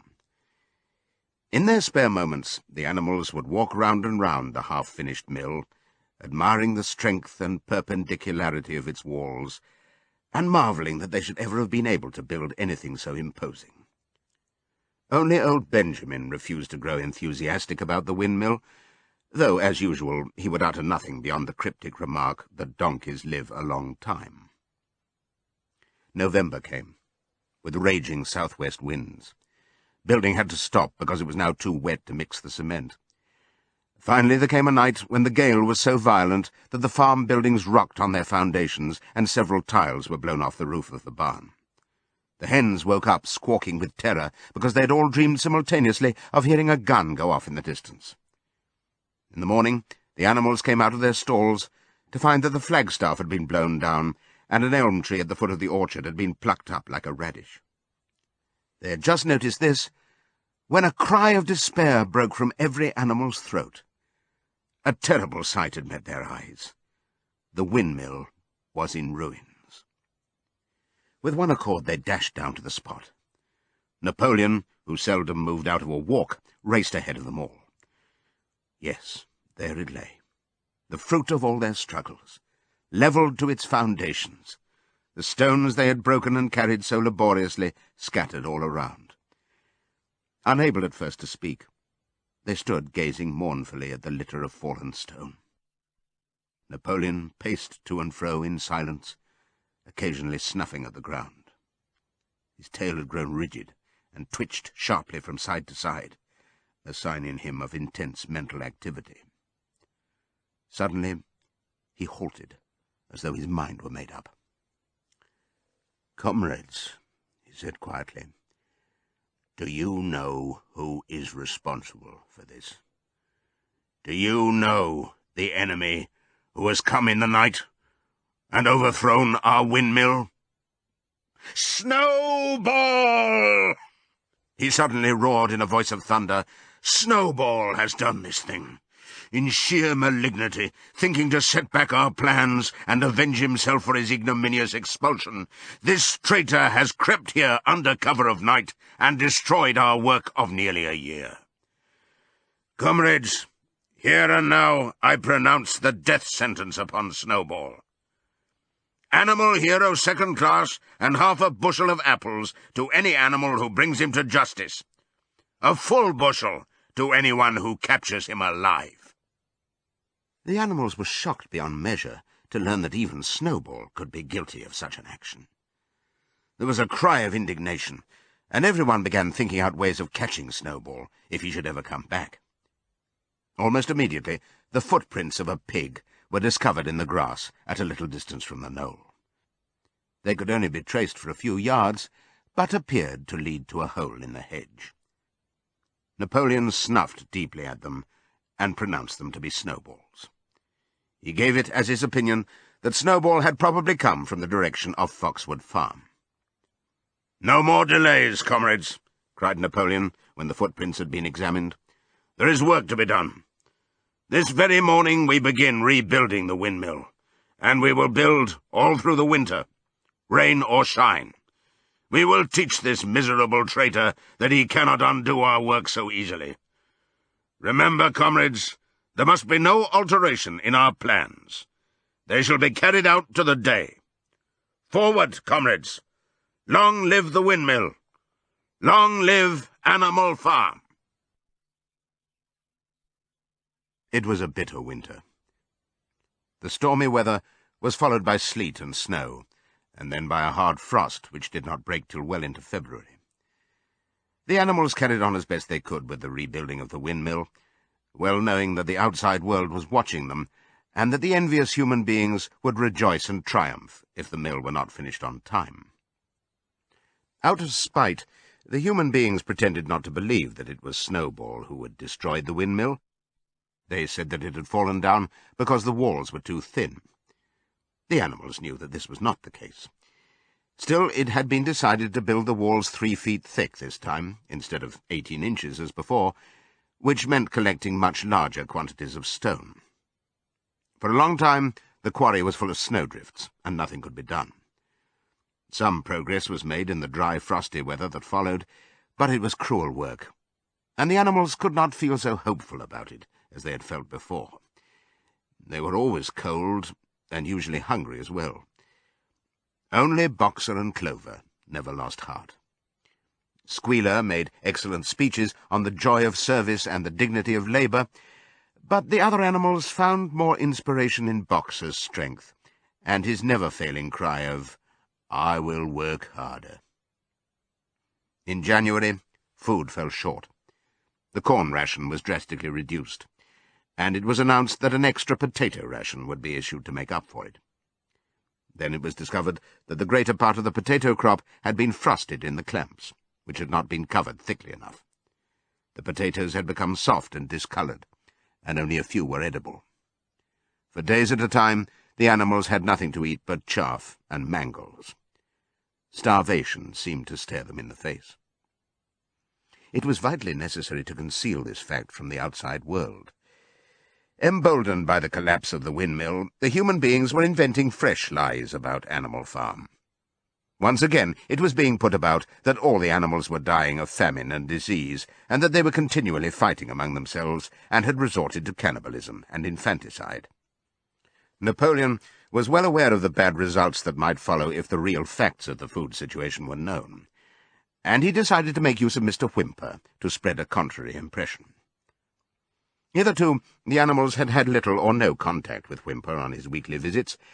Now, however, a few selected animals, mostly sheep, were instructed to remark casually in his hearing that rations had been increased. In addition, Napoleon ordered the almost empty bins in the store shed to be filled nearly to the brim with sand, which was then covered up with what remained of the grain and meal. On some suitable pretext, Whymper was led through the store shed and allowed to catch a glimpse of the bins. He was deceived, and continued to report to the outside world that there was no food shortage on Animal Farm. Nevertheless, towards the end of January, it became obvious that it would be necessary to procure some more grain from somewhere. In these days, Napoleon rarely appeared in public, but spent all his time in the farmhouse, which was guarded at each door by fierce-looking dogs. When he did emerge, it was in a ceremonial manner, with an escort of 6 dogs, who closely surrounded him and growled if anyone came too near. Frequently he did not even appear on Sunday mornings, but issued his orders through one of the other pigs, usually Squealer. One Sunday morning, Squealer announced that the hens, who had just come in to lay again, must surrender their eggs. Napoleon had accepted, through Whimper, a contract for 400 eggs a week. The price of these would pay for enough grain and meal to keep the farm going till summer came on and conditions were easier. When the hens heard this, they raised a terrible outcry. They had been warned earlier that this sacrifice might be necessary, but had not believed that it would really happen. They were just getting their clutches ready for the spring sitting, and they protested that to take the eggs away now was murder. For the first time since the expulsion of Jones, there was something resembling a rebellion.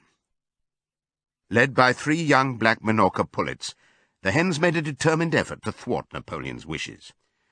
Their method was to fly up to the rafters and there lay their eggs, which smashed to pieces on the floor. Napoleon acted swiftly and ruthlessly.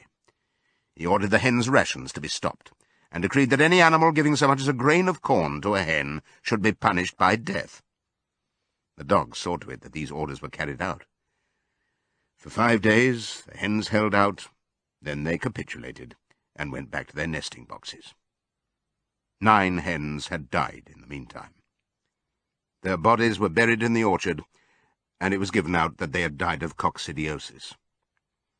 Whimper heard nothing of this affair, and the eggs were duly delivered, a grocer's van driving up to the farm once a week to take them away. All this while, no more had been seen of Snowball. He was rumoured to be hiding on one of the neighbouring farms, either Foxwood or Pinchfield. Napoleon was by this time on slightly better terms with the other farmers than before. It happened that there was in the yard a pile of timber which had been stacked there 10 years earlier, when a beech spinney was cleared. It was well seasoned, and Whimper had advised Napoleon to sell it. Both Mr. Pilkington and Mr. Frederick were anxious to buy it. Napoleon was hesitating between the two, unable to make up his mind. It was noticed that whenever he seemed on the point of coming to an agreement with Frederick, Snowball was declared to be in hiding at Foxwood, while when he inclined towards Pilkington, Snowball was said to be at Pinchfield. Suddenly, early in the spring, an alarming thing was discovered. Snowball was secretly frequenting the farm by night. The animals were so disturbed that they could hardly sleep in their stalls. Every night, it was said, he came creeping in under cover of darkness and performed all kinds of mischief. He stole the corn, he upset the milk pails, he broke the eggs, he trampled the seed beds, he gnawed the bark off the fruit trees. Whenever anything went wrong, it became usual to attribute it to Snowball. If a window was broken or a drain was blocked up, someone was certain to say that Snowball had come in the night and done it. And when the key of the store shed was lost, the whole farm was convinced that Snowball had thrown it down the well. Curiously enough, they went on believing this, even after the mislaid key was found under a sack of meal. The cows declared unanimously that Snowball crept into their stalls and milked them in their sleep. The rats, which had been troublesome that winter, were also said to be in league with Snowball. Napoleon decreed that there should be a full investigation into Snowball's activities. With his dogs in attendance, he set out and made a careful tour of inspection of the farm buildings, the other animals following at a respectful distance. At every few steps, Napoleon stopped and snuffed the ground for traces of Snowball's footsteps, which he said he could detect by the smell. He snuffed in every corner, in the barn, in the cowshed, in the hen-houses, in the vegetable garden, and found traces of Snowball almost everywhere. He would put his snout to the ground, give several deep sniffs, and exclaim in a terrible voice, "Snowball! He has been here. I can smell him distinctly." And at the word Snowball, all the dogs let out blood-curdling growls and showed their side teeth. The animals were thoroughly frightened. It seemed to them as though Snowball were some kind of invisible influence, pervading the air about them and menacing them with all kinds of dangers. In the evening, Squealer called them together, and with an alarmed expression on his face, told them that he had some serious news to report. "Comrades," cried Squealer, making little nervous skips, "a most terrible thing has been discovered. Snowball has sold himself to Frederick of Pinchfield Farm, who is even now plotting to attack us and take our farm away from us. Snowball is to act as his guide when the attack begins. But there is worse than that. We had thought that Snowball's rebellion was caused simply by his vanity and ambition, but we were wrong, comrades. Do you know what the real reason was? Snowball was in league with Jones from the very start. He was Jones's secret agent all the time. It has all been proved by documents which he left behind him and which we have only just discovered. To my mind, this explains a great deal, comrades. Did we not see for ourselves how he attempted, fortunately without success, to get us defeated and destroyed at the Battle of the Cowshed? The animals were stupefied. This was a wickedness far outdoing Snowball's destruction of the windmill. But it was some minutes before they could fully take it in. They all remembered, or thought they remembered, how they had seen Snowball charging ahead of them at the Battle of the Cowshed, how he had rallied and encouraged them at every turn, and how he had not paused for an instant even when the pellets from Jones's gun had wounded his back. At first it was a little difficult to see how this fitted in with his being on Jones's side. Even Boxer, who seldom asked questions, was puzzled. He lay down, tucked his 4 hoofs beneath him, shut his eyes, and with a hard effort managed to formulate his thoughts. "I do not believe that," he said. "Snowball fought bravely at the Battle of the Cowshed. I saw him myself. Did we not give him Animal Hero First Class immediately afterwards?" "That was our mistake, comrade, for we know now, it is all written down in the secret documents that we have found, that in reality he was trying to lure us to our doom." "But he was wounded," said Boxer. "We all saw him, running with blood." "That was part of the arrangement," cried Squealer. "Jones's shot only grazed him. I could show you this in his own writing, if you were able to read it. The plot was for Snowball, at the critical moment, to give the signal for flight and leave the field to the enemy, and he very nearly succeeded. I will even say, comrades, he would have succeeded if it had not been for our heroic leader, Comrade Napoleon.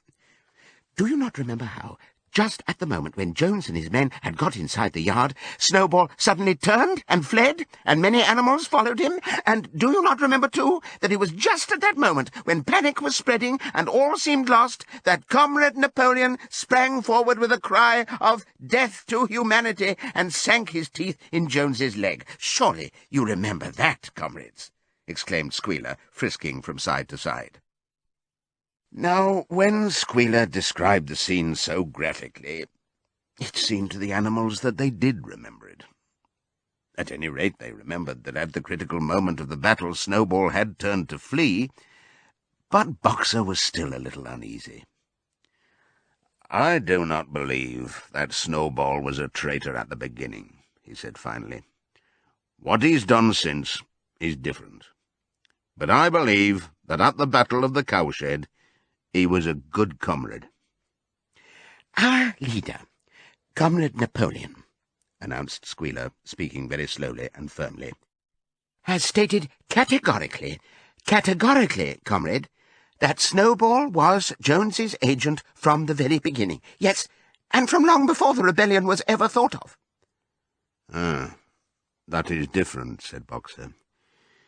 "If Comrade Napoleon says it, it must be right." "That is the true spirit, comrade," cried Squealer. But it was noticed that he cast a very ugly look at Boxer with his little twinkling eyes.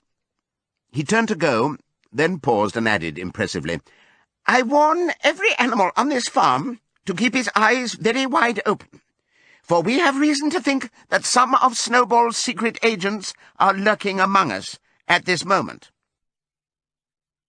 4 days later, in the late afternoon, Napoleon ordered all the animals to assemble in the yard. When they were all gathered together, Napoleon emerged from the farmhouse, wearing both his medals, for he had recently awarded himself Animal Hero First Class and Animal Hero Second Class, with his 9 huge dogs frisking around him and uttering growls that sent shivers down all the animals' spines. They all cowered silently in their places, seeming to know in advance that some terrible thing was about to happen. Napoleon stood sternly surveying his audience. Then he uttered a high-pitched whimper. Immediately the dogs bounded forward, seized 4 of the pigs by the ear, and dragged them, squealing with pain and terror, to Napoleon's feet. The pigs' ears were bleeding, the dogs had tasted blood, and for a few moments they appeared to go quite mad. To the amazement of everybody, 3 of them flung themselves upon Boxer. Boxer saw them coming, and put out his great hoof, caught a dog in mid-air, and pinned him to the ground. The dog shrieked for mercy, and the other 2 fled with their tails between their legs. Boxer looked at Napoleon to know whether he should crush the dog to death or let it go. Napoleon appeared to change countenance, and sharply ordered Boxer to let the dog go, whereat Boxer lifted his hoof, and the dog slunk away, bruised and howling. Presently the tumult died down. The 4 pigs waited, trembling, with guilt written on every line of their countenances. Napoleon now called upon them to confess their crimes. They were the same 4 pigs as had protested when Napoleon abolished the Sunday meetings.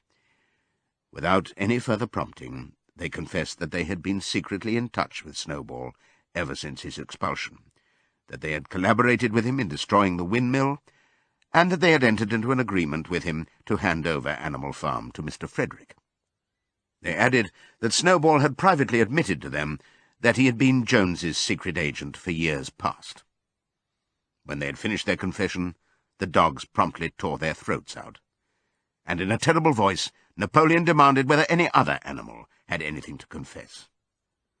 The 3 hens, who had been the ringleaders in the attempted rebellion over the eggs, now came forward and stated that Snowball had appeared to them in a dream, and incited them to disobey Napoleon's orders.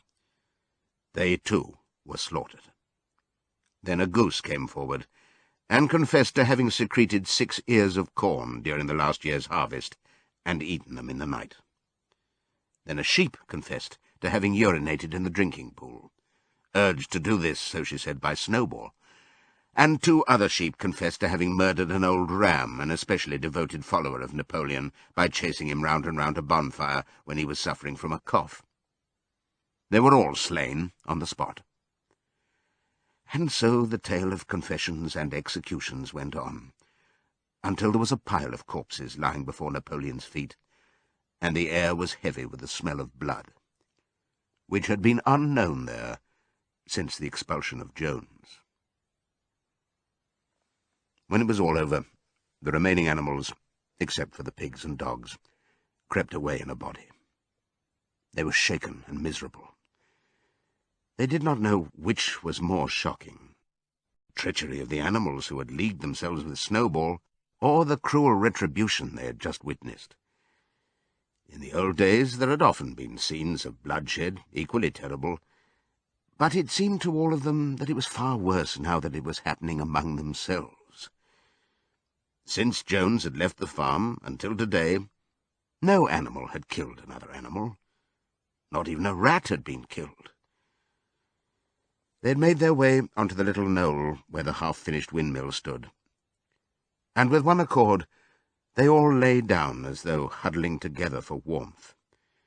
Clover, Muriel, Benjamin, the cows, the sheep, and a whole flock of geese and hens.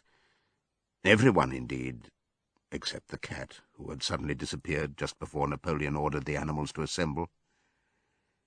For some time nobody spoke. Only Boxer remained on his feet. He fidgeted to and fro, swishing his long black tail against his sides, and occasionally uttering a little whinny of surprise. Finally he said, "I do not understand it. I would not have believed that such things could happen on our farm. It must be due to some fault in ourselves.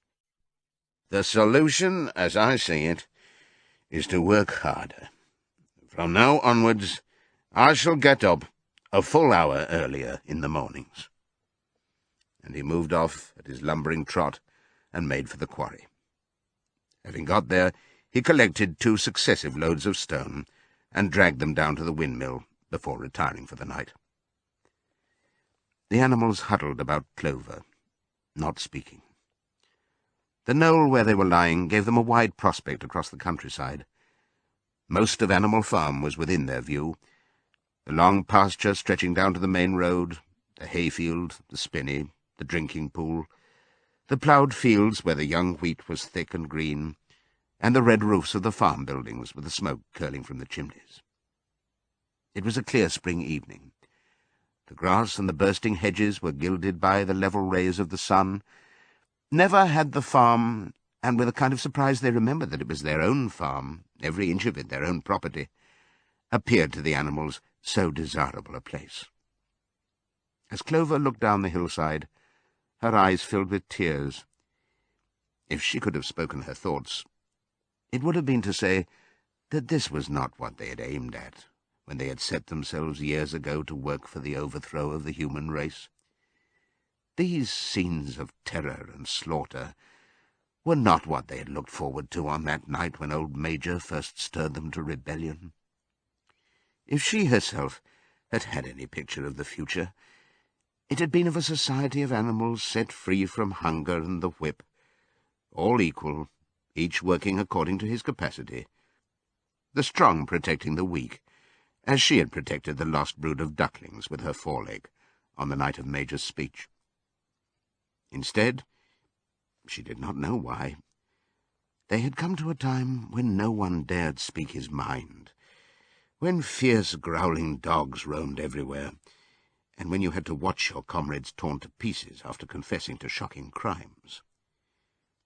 There was no thought of rebellion or disobedience in her mind. She knew that, even as things were, they were far better off than they had been in the days of Jones, and that before all else it was needful to prevent the return of the human beings. Whatever happened, she would remain faithful, work hard, carry out the orders that were given to her, and accept the leadership of Napoleon. But still, it was not for this that she and all the other animals had hoped and toiled. It was not for this that they had built the windmill and faced the pellets of Jones's gun. Such were her thoughts, though she lacked the words to express them. At last, feeling this to be in some way a substitute for the words she was unable to find, she began to sing Beasts of England. The other animals sitting round her took it up, and they sang it 3 times over, very tunefully, but slowly and mournfully, in a way they'd never sung it before. They'd just finished singing it for the 3rd time, when Squealer, attended by 2 dogs, approached them with the air of having something important to say. He announced that, by special decree of Comrade Napoleon, Beasts of England had been abolished. From now onwards it was forbidden to sing it. The animals were taken aback. "Why?" cried Muriel. "It is no longer needed, comrade," said Squealer stiffly. "Beasts of England was the song of the rebellion. But the rebellion is now completed. The execution of the traitors this afternoon was the final act. The enemy, both external and internal, has been defeated. In Beasts of England we expressed our longing for a better society in days to come. But that society has now been established. Clearly this song has no longer any purpose."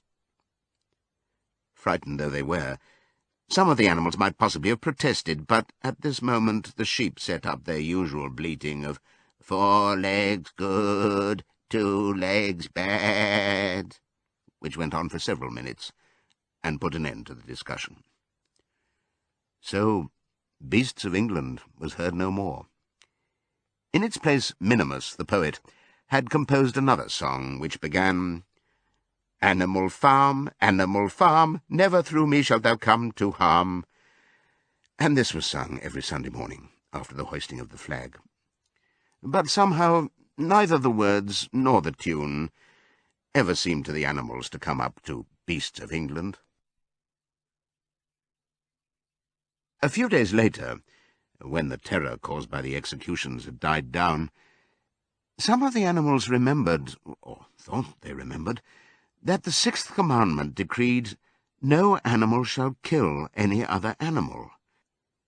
And though no one cared to mention it in the hearing of the pigs or the dogs, It was felt that the killings which had taken place did not square with this. Clover asked Benjamin to read her the sixth commandment, and when Benjamin, as usual, said that he refused to meddle in such matters, she fetched Muriel. Muriel read the commandment for her. It ran, "No animal shall kill any other animal without cause." Somehow or other, the last two words had slipped out of the animal's memory. But they saw now that the commandment had not been violated, for clearly there was good reason for killing the traitors who had leagued themselves with Snowball. Throughout that year, the animals worked even harder than they had worked in the previous year. To rebuild the windmill with walls twice as thick as before, and to finish it by the appointed date, together with the regular work of the farm, was a tremendous labour. There were times when it seemed to the animals that they worked longer hours and fed no better than they had done in Jones's day.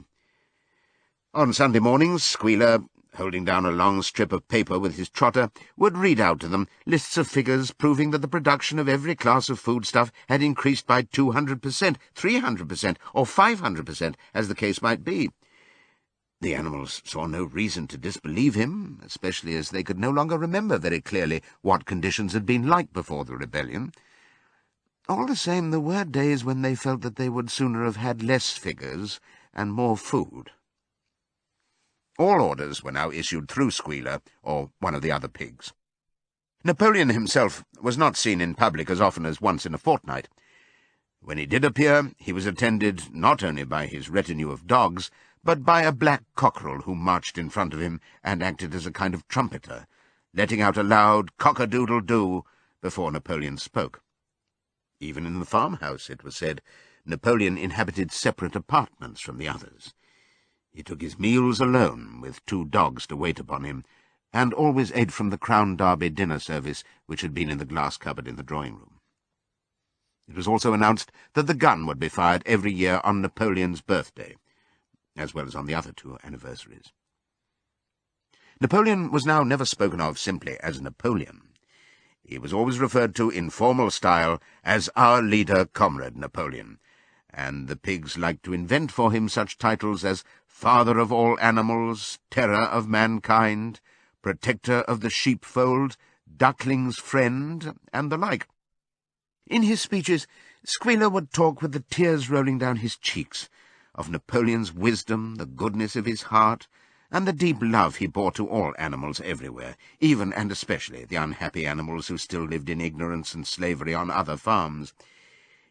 It had become usual to give Napoleon the credit for every successful achievement and every stroke of good fortune. You would often hear one hen remark to another, "Under the guidance of our leader, Comrade Napoleon, I have laid 5 eggs in 6 days." Or 2 cows, enjoying a drink at the pool, would exclaim, "Thanks to the leadership of Comrade Napoleon, how excellent this water tastes." The general feeling on the farm was expressed in a poem entitled Comrade Napoleon, which was composed by Minimus, and which ran as follows. Friend of the fatherless, fountain of happiness, Lord of the swill bucket, oh, how my soul is on fire when I gaze at thy calm and commanding eye, like the sun in the sky, Comrade Napoleon. Thou art the giver of all that thy creatures love, full belly twice a day, clean straw to roll upon. Every beast, great or small, sleeps at peace in his stall. Thou watchest over all, Comrade Napoleon. Had I a sucking pig, ere he had grown as big, even as a pint bottle or as a rolling pin, he should have learned to be faithful and true to thee. Yes, his first squeak should be, Comrade Napoleon. Napoleon approved of this poem, and caused it to be inscribed on the wall of the big barn at the opposite end from the 7 Commandments. It was surmounted by a portrait of Napoleon, in profile, executed by Squealer in white paint. Meanwhile, through the agency of Whymper, Napoleon was engaged in complicated negotiations with Frederick and Pilkington. The pile of timber was still unsold. Of the 2, Frederick was the more anxious to get hold of it, but he would not offer a reasonable price. At the same time, there were renewed rumours that Frederick and his men were plotting to attack Animal Farm and to destroy the windmill, the building of which had aroused furious jealousy in him. Snowball was known to be still skulking on Pinchfield Farm. In the middle of the summer, the animals were alarmed to hear that 3 hens had come forward and confessed that, inspired by Snowball, they had entered into a plot to murder Napoleon. They were executed immediately, and fresh precautions for Napoleon's safety were taken. 4 dogs guarded his bed at night, 1 at each corner, and a young pig named Pink-Eye was given the task of tasting all his food before he ate it, lest it should be poisoned. At about the same time, it was given out that Napoleon had arranged to sell the pile of timber to Mr. Pilkington. He was also going to enter into a regular agreement for the exchange of certain products between Animal Farm and Foxwood. The relations between Napoleon and Pilkington, though they were only conducted through Whymper, were now almost friendly. The animals distrusted Pilkington as a human being, but greatly preferred him to Frederick, whom they both feared and hated. As the summer wore on, and the windmill neared completion, the rumours of an impending treacherous attack grew stronger and stronger. Frederick, it was said, intended to bring against them 20 men, all armed with guns, and he had already bribed the magistrates and police, so that if he could once get hold of the title deeds of Animal Farm, they would ask no questions. Moreover, terrible stories were leaking out from Pinchfield about the cruelties that Frederick practised upon his animals.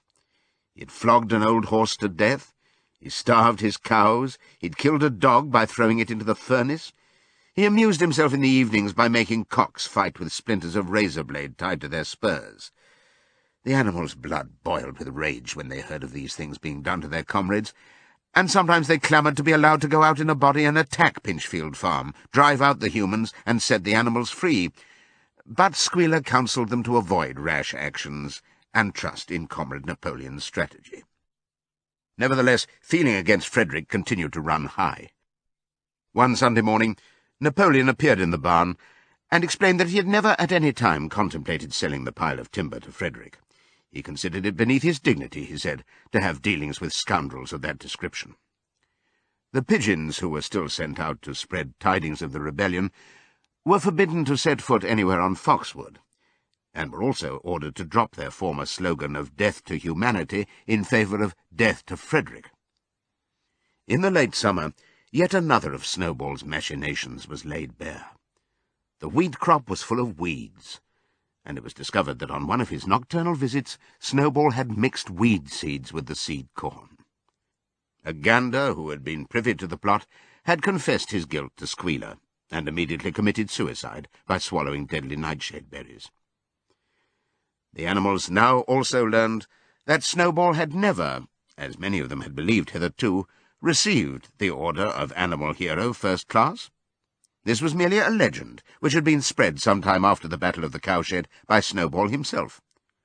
So far from being decorated, he had been censured for showing cowardice in the battle. Once again, some of the animals heard this with a certain bewilderment, but Squealer was soon able to convince them that their memories had been at fault. Side 3.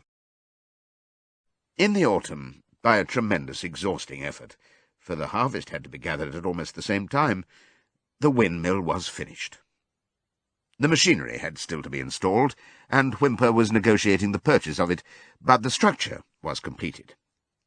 In the teeth of every difficulty, in spite of inexperience, of primitive implements, of bad luck, and of Snowball's treachery, the work had been finished punctually to the very day. Tired out but proud, the animals walked round and round their masterpiece, which appeared even more beautiful in their eyes than when it had been built the first time. Moreover, the walls were twice as thick as before. Nothing short of explosives would lay them low this time.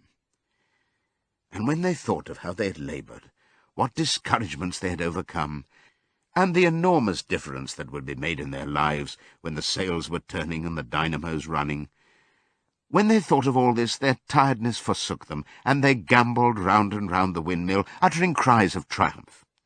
Napoleon himself, attended by his dogs and his cockerel, came down to inspect the completed work. He personally congratulated the animals on their achievement, and announced that the mill would be named Napoleon Mill. 2 days later, the animals were called together for a special meeting in the barn. They were struck dumb with surprise when Napoleon announced that he had sold the pile of timber to Frederick. Tomorrow Frederick's wagons would arrive and begin carting it away. Throughout the whole period of his seeming friendship with Pilkington, Napoleon had really been in secret agreement with Frederick. All relations with Foxwood had been broken off. Insulting messages had been sent to Pilkington. The pigeons had been told to avoid Pinchfield Farm and to alter their slogan from "Death to Frederick" to "Death to Pilkington." At the same time, Napoleon assured the animals that the stories of an impending attack on Animal Farm were completely untrue, and that the tales about Frederick's cruelty to his own animals had been greatly exaggerated. All these rumours had probably originated with Snowball and his agents. It now appeared that Snowball was not, after all, hiding on Pinchfield Farm, and in fact had never been there in his life. He was living, in considerable luxury, so it was said, at Foxwood, and had in reality been a pensioner of Pilkington for years past. The pigs were in ecstasies over Napoleon's cunning. By seeming to be friendly with Pilkington, he had forced Frederick to raise his price by £12. But the superior quality of Napoleon's mind, said Squealer, was shown in the fact that he trusted nobody, not even Frederick. Frederick had wanted to pay for the timber with something called a cheque, which, it seemed, was a piece of paper with a promise to pay written upon it. But Napoleon was too clever for him. He had demanded payment in real £5 notes, which were to be handed over before the timber was removed. Already Frederick had paid up, and the sum he had paid was just enough to buy the machinery for the windmill. Meanwhile, the timber was being carted away at high speed. When it was all gone, another special meeting was held in the barn for the animals to inspect Frederick's banknotes. Smiling beatifically, and wearing both his decorations, Napoleon reposed on a bed of straw on the platform, with the money at his side, neatly piled on a china dish from the farmhouse kitchen. The animals filed slowly past, and each gazed his fill. And Boxer put out his nose to sniff at the banknotes, and the flimsy white things stirred and rustled in his breath. 3 days later there was a terrible hullabaloo. Whymper, his face deadly pale, came racing up the path on his bicycle, flung it down in the yard, and rushed straight into the farmhouse. The next moment a choking roar of rage sounded from Napoleon's apartments. The news of what had happened spread round the farm like wildfire. The banknotes were forgeries. Frederick had got the timber for nothing. Napoleon called the animals together immediately, and in a terrible voice pronounced the death sentence upon Frederick. When captured, he said, Frederick should be boiled alive. At the same time he warned them that after this treacherous deed the worst was to be expected. Frederick and his men might make their long-expected attack at any moment. Sentinels were placed at all the approaches to the farm. In addition, 4 pigeons were sent to Foxwood with a conciliatory message, which it was hoped might re-establish good relations with Pilkington. The very next morning the attack came. The animals were at breakfast when the lookouts came racing in with the news that Frederick and his followers had already come through the 5-barred gate. Boldly enough the animals sallied forth to meet them, but this time they did not have the easy victory that they had had in the Battle of the Cowshed. There were 15 men, with half a dozen guns between them, and they opened fire as soon as they got within 50 yards. The animals could not face the terrible explosions and the stinging pellets, and in spite of the efforts of Napoleon and Boxer to rally them, they were soon driven back. A number of them were already wounded. They took refuge in the farm buildings and peeped cautiously out from chinks and knotholes. The whole of the big pasture, including the windmill, was in the hands of the enemy. For the moment, even Napoleon seemed at a loss. He paced up and down without a word, his tail rigid and twitching. Wistful glances were sent in the direction of Foxwood. If Pilkington and his men would help them, the day might yet be won. But at this moment the 4 pigeons who had been sent out on the day before returned, one of them bearing a scrap of paper from Pilkington. On it was pencilled the words, "Serves you right." Meanwhile, Frederick and his men had halted about the windmill. The animals watched them, and a murmur of dismay went round. 2 of the men had produced a crowbar and a sledgehammer. They were going to knock the windmill down. "Impossible!" cried Napoleon. "We have built the walls far too thick for that. They could not knock it down in a week. Courage, comrades!" But Benjamin was watching the movements of the men intently.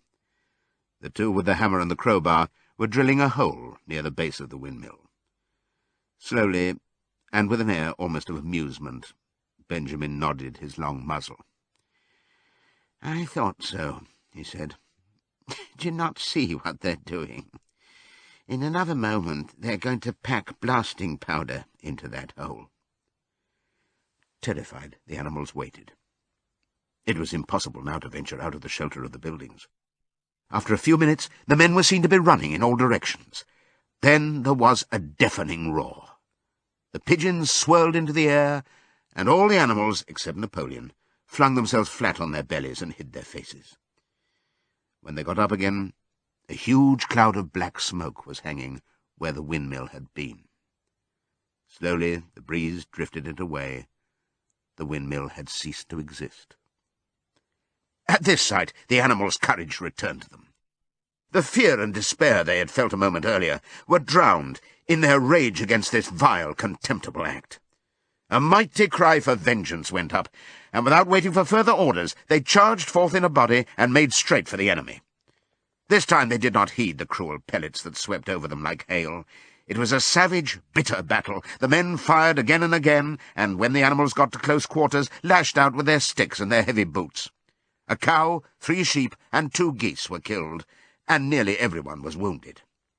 Even Napoleon, who was directing operations from the rear, had the tip of his tail chipped by a pellet, but the men did not go unscathed either.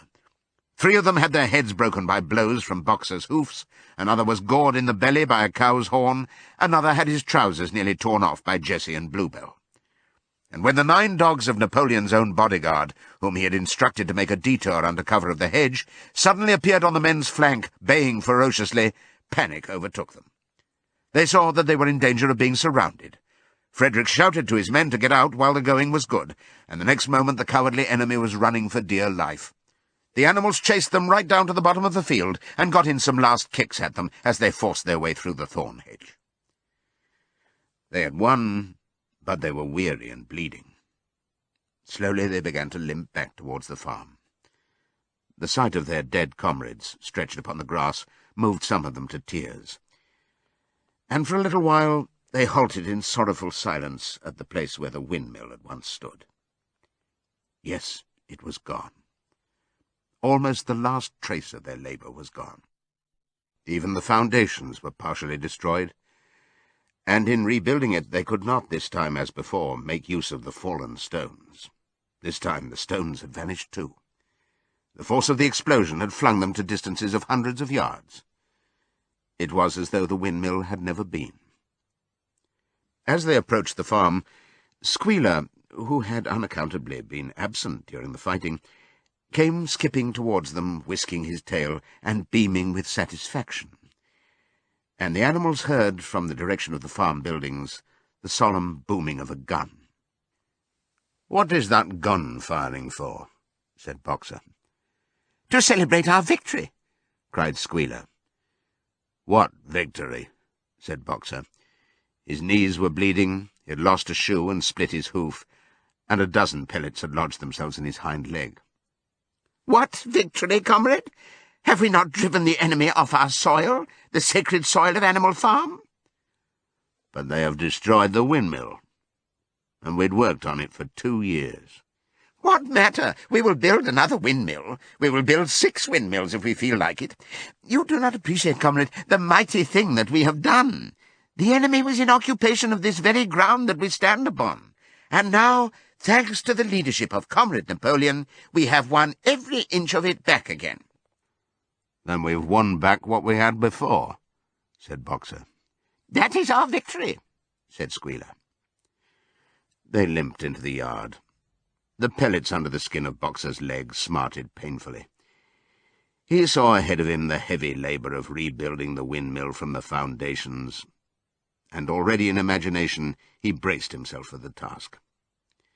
But for the first time it occurred to him that he was 11 years old, and that perhaps his great muscles were not quite what they had once been.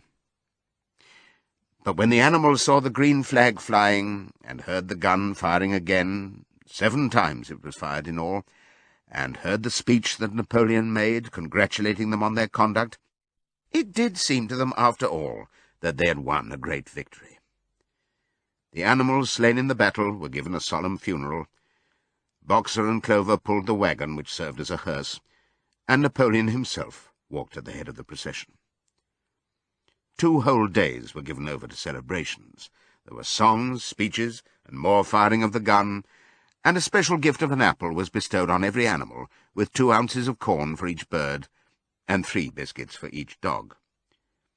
It was announced that the battle would be called the Battle of the Windmill, and that Napoleon had created a new decoration, the Order of the Green Banner, which he had conferred upon himself.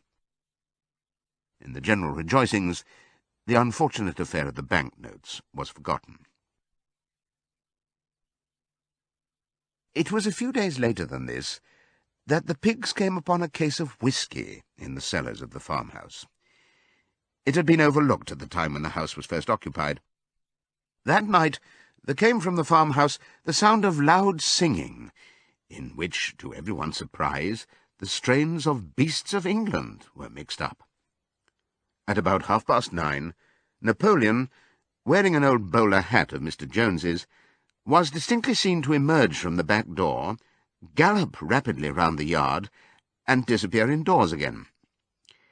But in the morning a deep silence hung over the farmhouse. Not a pig appeared to be stirring. It was nearly 9 o'clock when Squealer made his appearance, walking slowly and dejectedly, his eyes dull, his tail hanging limply behind him, and with every appearance of being seriously ill. He called the animals together and told them that he had a terrible piece of news to impart. Comrade Napoleon was dying. A cry of lamentation went up. Straw was laid down outside the doors of the farmhouse, and the animals walked on tiptoe. With tears in their eyes, they asked one another what they should do if their leader were taken away from them. A rumour went round that Snowball had, after all, contrived to introduce poison into Napoleon's food. At 11 o'clock, Squealer came out to make another announcement. As his last act upon earth, Comrade Napoleon had pronounced a solemn decree. The drinking of alcohol was to be punished by death. By the evening, however, Napoleon appeared to be somewhat better, and the following morning Squealer was able to tell them that he was well on the way to recovery. By the evening of that day, Napoleon was back at work, and on the next day it was learned that he had instructed Wimber to purchase in Willingdon some booklets on brewing and distilling. A week later, Napoleon gave orders that the small paddock beyond the orchard, which it had previously been intended to set aside as a grazing ground for animals who were past work, was to be ploughed up. It was given out that the pasture was exhausted and needed reseeding, but it soon became known that Napoleon intended to sow it with barley. About this time there occurred a strange incident which hardly anyone was able to understand. One night, at about 12 o'clock, there was a loud crash in the yard, and the animals rushed out of their stalls. It was a moonlit night. At the foot of the end wall of the big barn, where the 7 commandments were written, there lay a ladder, broken in 2 pieces. Squealer, temporarily stunned, was sprawling beside it, and near at hand there lay a lantern, a paintbrush, and an overturned pot of white paint. The dogs immediately made a ring round Squealer, and escorted him back to the farmhouse as soon as he was able to walk. None of the animals could form any idea as to what this meant, except old Benjamin, who nodded his muzzle with a knowing air, and seemed to understand, but would say nothing. But a few days later, Muriel, reading over the 7 commandments to herself, noticed that there was yet another of them which the animals had remembered wrong. They had thought that the 5th commandment was, "No animal shall drink alcohol," but there were 2 words that they'd forgotten. Actually, the commandment read, "No animal shall drink alcohol to excess." Boxer's split hoof was a long time in healing. They had started the rebuilding of the windmill the day after the victory celebrations were ended. Boxer refused to take even a day off work, and made it a point of honour not to let it be seen that he was in pain. In the evenings he would admit privately to Clover that the hoof troubled him a great deal. Clover treated the hoof with poultices of herbs which she prepared by chewing them, and both she and Benjamin urged Boxer to work less hard. "A horse's lungs do not last forever," she said to him. But Boxer would not listen. He had, he said, only one real ambition left, to see the windmill well under way before he reached the age for retirement. At the beginning, when the laws of Animal Farm were first formulated, the retiring age had been fixed for horses and pigs at 12, for cows at 14, for dogs at 9, for sheep at 7, and for hens and geese at 5. Liberal old-age pensions had been agreed upon. As yet no animal had actually retired on pension, but of late the subject had been discussed more and more. Now that the small field beyond the orchard had been set aside for barley, it was rumoured that a corner of the large pasture was to be fenced off and turned into a grazing ground for superannuated animals. For a horse, it was said, the pension would be 5 pounds of corn a day, and, in winter, 15 pounds of hay, with a carrot or possibly an apple, on public holidays. Boxer's 12th birthday was due in the late summer of the following year. Meanwhile, life was hard. The winter was as cold as the last one had been, and food was even shorter. Once again all rations were reduced except those of the pigs and the dogs. A too rigid equality in rations, Squealer explained, would have been contrary to the principles of animalism. In any case, he had no difficulty in proving to the other animals that they were not, in reality, short of food, whatever the appearances might be. For the time being, certainly, it had been found necessary to make a readjustment of rations. Squealer always spoke of it as a readjustment, never as a reduction, but in comparison with the days of Jones, the improvement was enormous. Reading out the figures in a shrill, rapid voice, he proved to them in detail that they had more oats, more hay, more turnips than they'd had in Jones's day, that they worked shorter hours, that their drinking water was of better quality, that they lived longer, that a larger proportion of their young ones survived infancy, and that they had more straw in their stalls and suffered less from fleas. The animals believed every word of it. Truth to tell, Jones and all he stood for had almost faded out of their memories. They knew that life nowadays was harsh and bare, that they were often hungry and often cold, and that they were usually working when they were not asleep. But doubtless it had been worse in the old days. They were glad to believe so. Besides, in those days they had been slaves, and now they were free, and that made all the difference, as Squealer did not fail to point out. There were many more mouths to feed now. In the autumn the 4 sows had all littered about simultaneously, producing 31 young pigs between them. The young pigs were piebald, and as Napoleon was the only boar on the farm, it was possible to guess at their parentage. It was announced that later, when bricks and timber had been purchased, a schoolroom would be built in the farmhouse garden. For the time being, the young pigs were given their instruction by Napoleon himself in the farmhouse kitchen. They took their exercise in the garden, and were discouraged from playing with the other young animals. About this time, too, it was laid down as a rule that when a pig and any other animal met on the path, the other animal must stand aside, and also that all pigs, of whatever degree, were to have the privilege of wearing green ribbons on their tails on Sundays. The farm had had a fairly successful year, but was still short of money.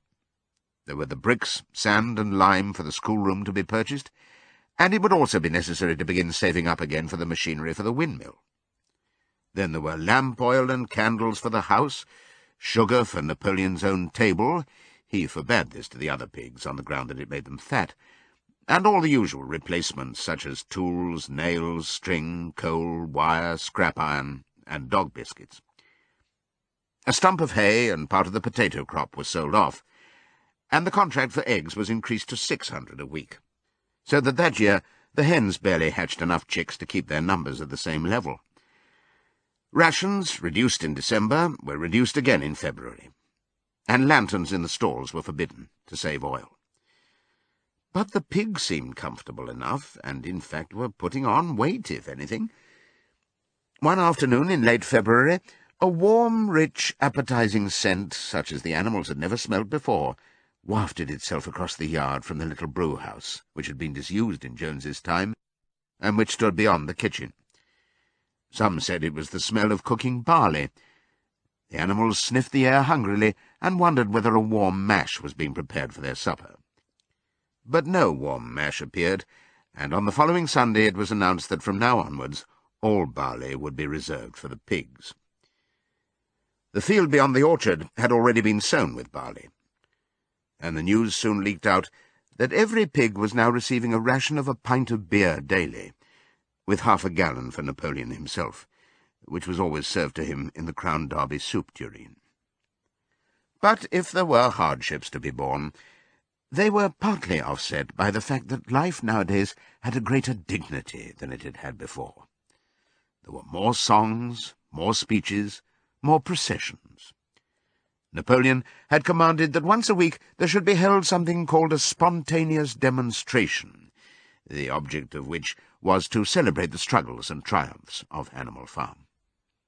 At the appointed time, the animals would leave their work and march round the precincts of the farm in military formation, with the pigs leading, then the horses, then the cows, then the sheep, and then the poultry. The dogs flanked the procession, and at the head of all marched Napoleon's black cockerel.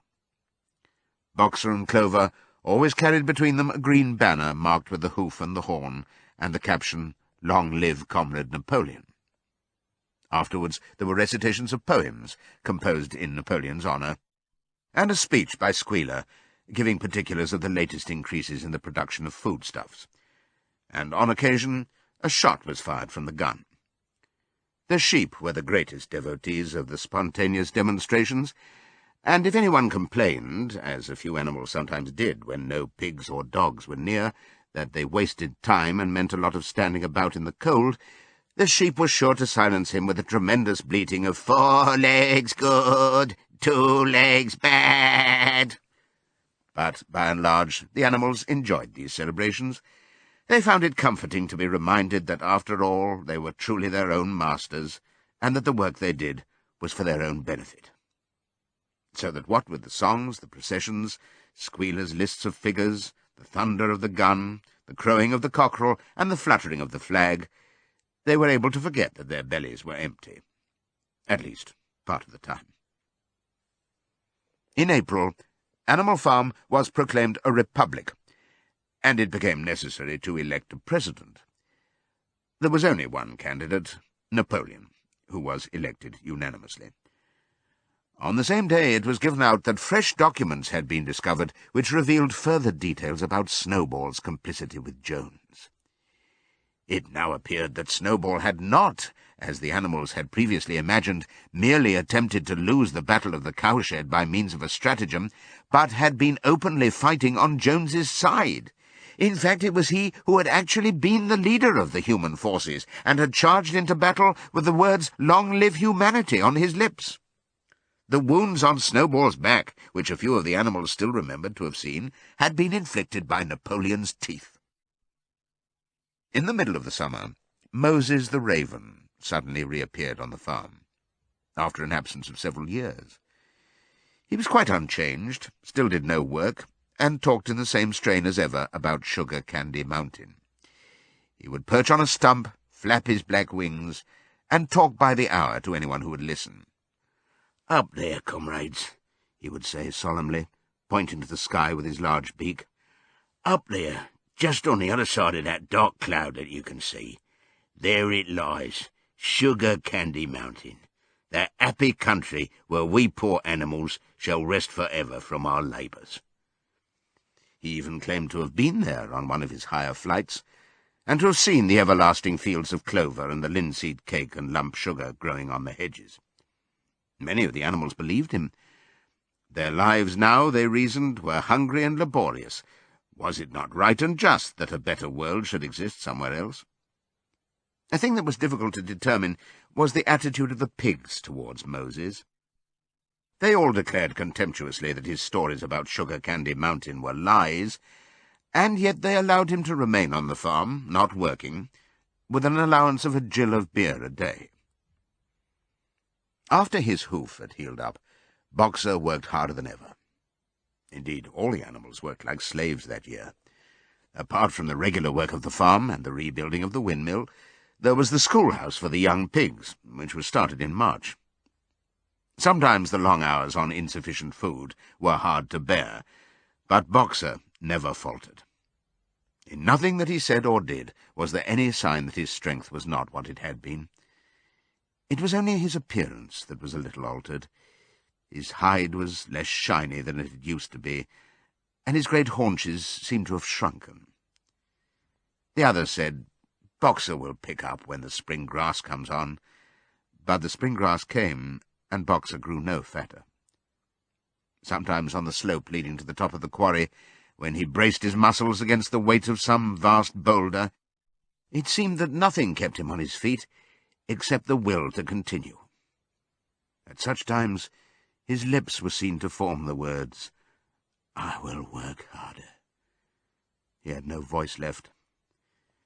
Once again Clover and Benjamin warned him to take care of his health, but Boxer paid no attention. His 12th birthday was approaching. He did not care what happened, so long as a good store of stone was accumulated before he went on pension. Late one evening, in the summer, a sudden rumour ran round the farm that something had happened to Boxer. He had gone out alone to drag a load of stone down to the windmill. And sure enough, the rumour was true. A few minutes later, 2 pigeons came racing in with the news, "Boxer has fallen! He's lying on his side and can't get up."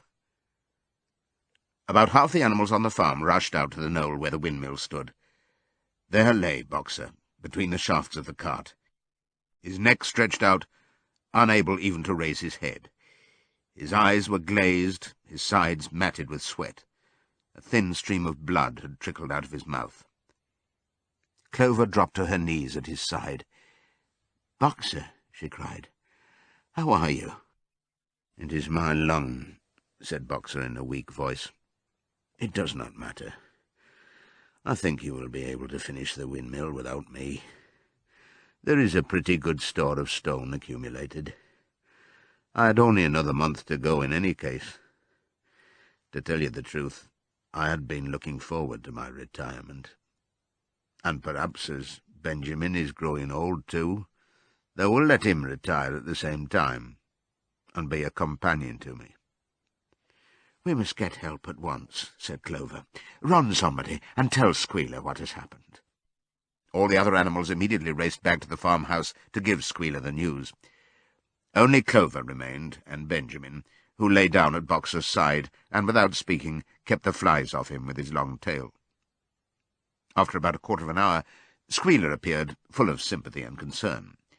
He said that Comrade Napoleon had learned with the very deepest distress of this misfortune to one of the most loyal workers on the farm, and was already making arrangements to send Boxer to be treated in the hospital at Willingdon. The animals felt a little uneasy at this. Except for Molly and Snowball, no other animal had ever left the farm, and they did not like to think of their sick comrade in the hands of human beings. However, Squealer easily convinced them that the veterinary surgeon in Willingdon could treat Boxer's case more satisfactorily than could be done on the farm. And about half an hour later, when Boxer had somewhat recovered, he was with difficulty got onto his feet, and managed to limp back to his stall, where Clover and Benjamin had prepared a good bed of straw for him. For the next 2 days Boxer remained in his stall. The pigs had sent out a large bottle of pink medicine, which they had found in the medicine chest in the bathroom, and Clover administered it to Boxer twice a day after meals. In the evenings she lay in his stall and talked to him, while Benjamin kept the flies off him. Boxer professed not to be sorry for what had happened. If he made a good recovery, he might expect to live another 3 years, and he looked forward to the peaceful days that he would spend in the corner of the big pasture. It would be the first time that he had had leisure to study and improve his mind. He intended, he said, to devote the rest of his life to learning the remaining 22 letters of the alphabet. However, Benjamin and Clover could only be with Boxer after working hours, and it was in the middle of the day when the van came to take him away. The animals were all at work weeding turnips under the supervision of a pig, when they were astonished to see Benjamin come galloping from the direction of the farm buildings, braying at the top of his voice. It was the first time that they had ever seen Benjamin excited. Indeed, it was the first time that anyone had ever seen him gallop. "Quick, quick!" he shouted. "Come at once! They're taking Boxer away!" Without waiting for orders from the pig, the animals broke off work and raced back to the farm buildings. Sure enough, there in the yard was a large closed van, drawn by 2 horses, with lettering on its side, and a sly-looking man in a low-crowned bowler hat sitting on the driver's seat. And Boxer's stall was empty. The animals crowded round the van. "Goodbye, Boxer," they chorused. "Goodbye." "Fools! Fools!" shouted Benjamin, prancing round them and stamping the earth with his small hoofs. "Fools! Do you not see what is written on the side of that van?"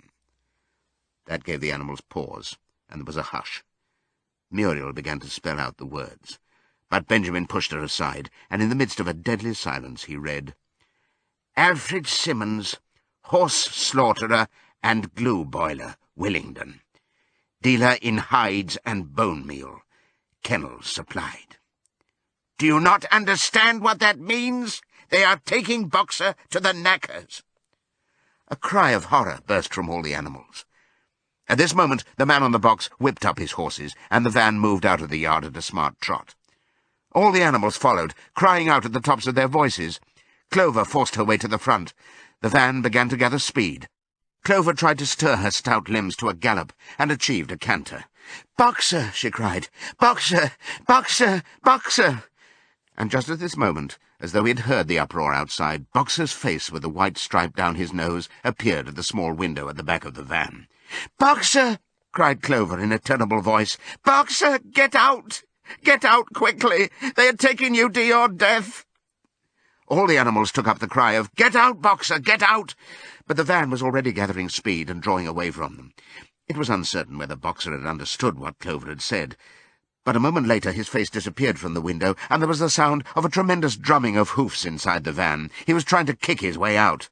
The time had been when a few kicks from Boxer's hoofs would have smashed the van to matchwood. But alas, his strength had left him, and in a few moments the sound of drumming hoofs grew fainter and died away.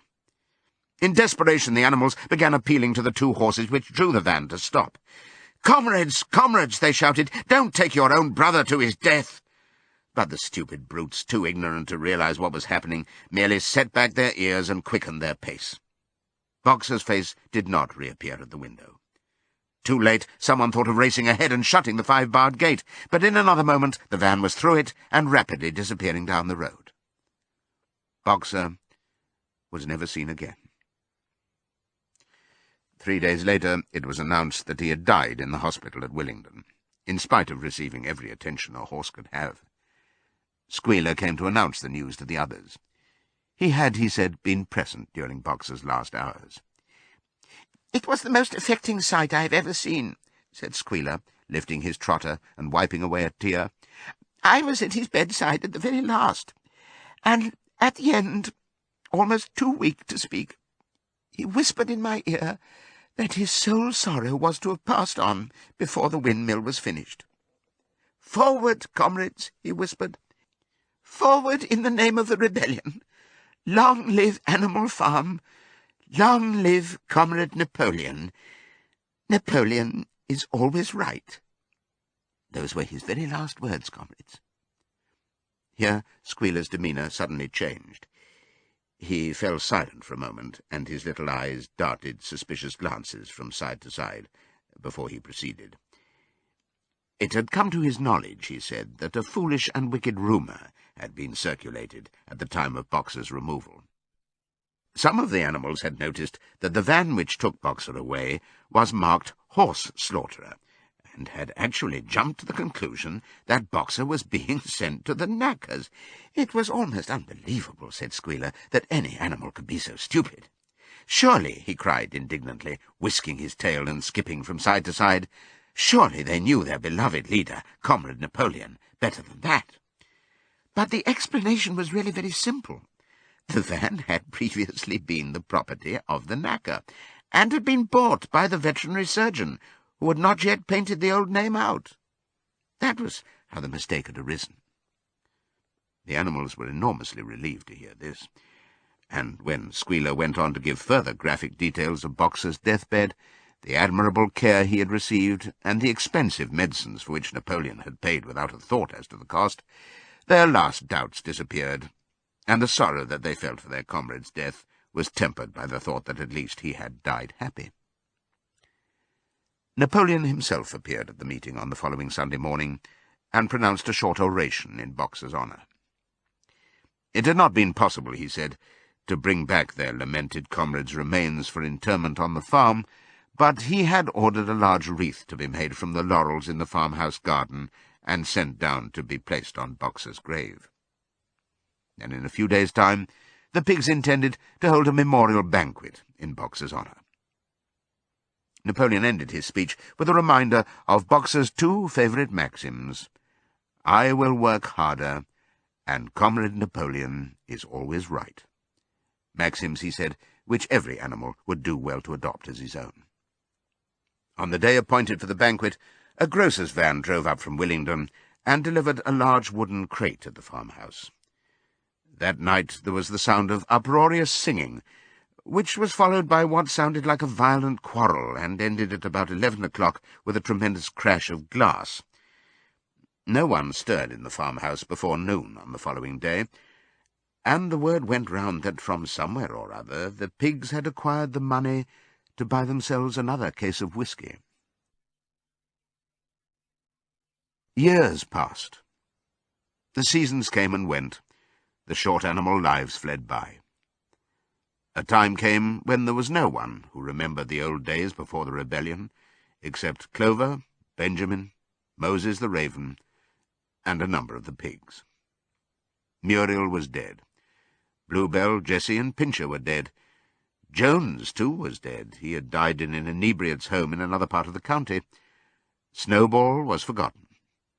Boxer was forgotten, except by the few who had known him.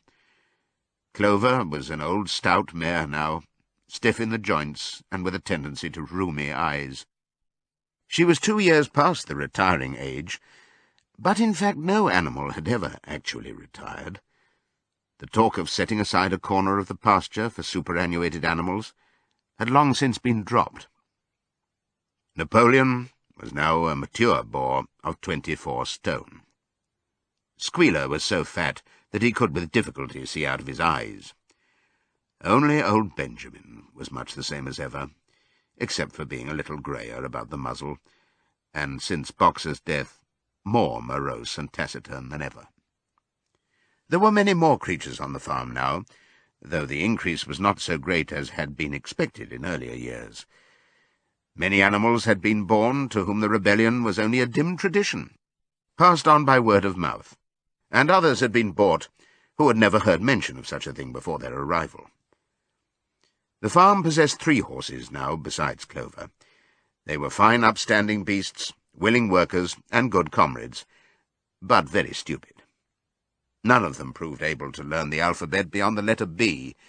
They accepted everything that they were told about the rebellion, and the principles of animalism, especially from Clover, for whom they had an almost filial respect, but it was doubtful whether they understood very much of it. The farm was more prosperous now, and better organized.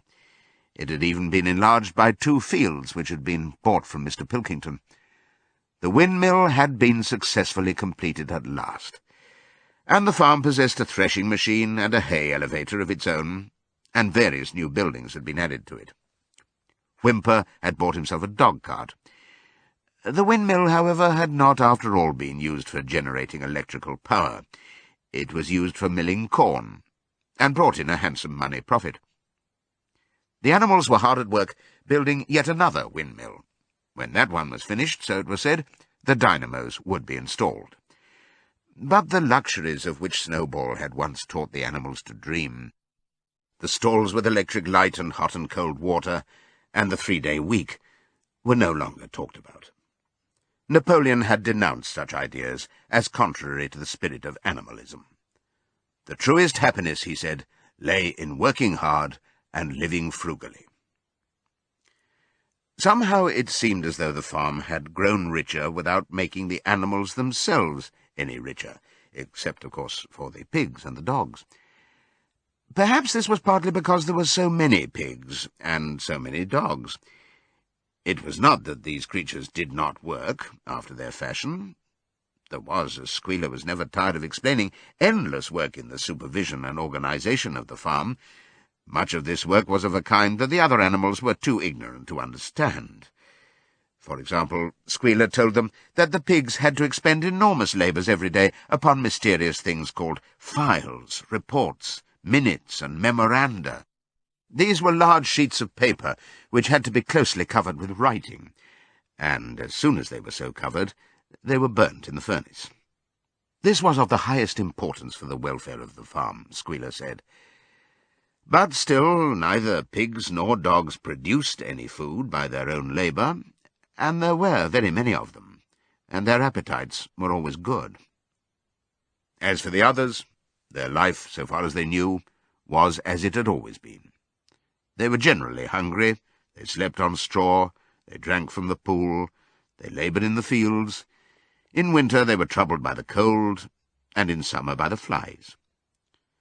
Sometimes the older ones among them racked their dim memories and tried to determine whether in the early days of the rebellion, when Jones's expulsion was still recent, things had been better or worse than now. They could not remember. There was nothing with which they could compare their present lives. They had nothing to go upon except Squealer's lists of figures, which invariably demonstrated that everything was getting better and better. The animals found the problem insoluble. In any case, they had little time for speculating on such things now. Only old Benjamin professed to remember every detail of his long life, and to know that things never had been, nor ever could be, much better or much worse. Hunger, hardship, and disappointment being, so he said, the unalterable law of life. And yet the animals never gave up hope. More, they never lost, even for an instant, their sense of honour and privilege in being members of Animal Farm. They were still the only farm in the whole country, in all England, owned and operated by animals. Not one of them, not even the youngest, not even the newcomers who had been brought from farms 10 or 20 miles away, ever ceased to marvel at that. And when they heard the gun booming and saw the green flag fluttering at the masthead, their hearts swelled with imperishable pride, and the talk turned always towards the old heroic days, the expulsion of Jones, the writing of the 7 Commandments, the great battles in which the human invaders had been defeated. None of the old dreams had been abandoned. The Republic of the Animals, which Major had foretold, when the green fields of England should be untrodden by human feet, was still believed in. Some day it was coming. It might not be soon, it might not be within the lifetime of any animal now living, but still it was coming.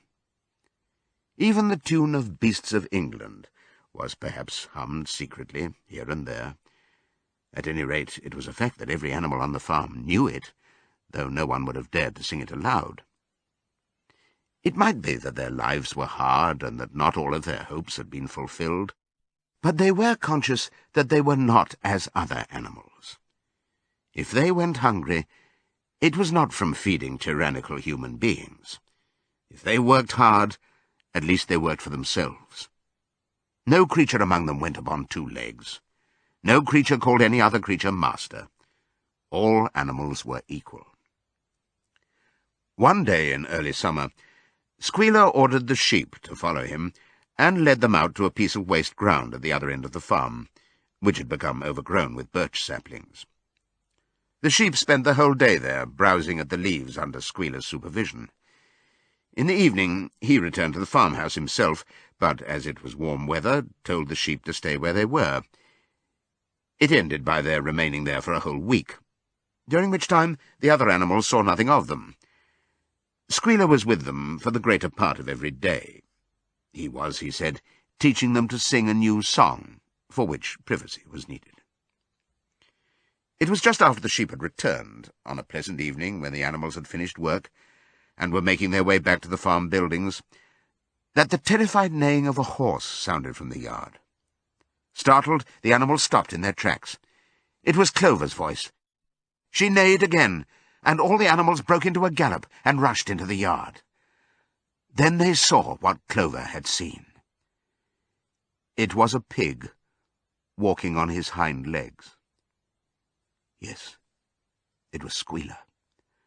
A little awkwardly, as though not quite used to supporting his considerable bulk in that position, but with perfect balance, he was strolling across the yard.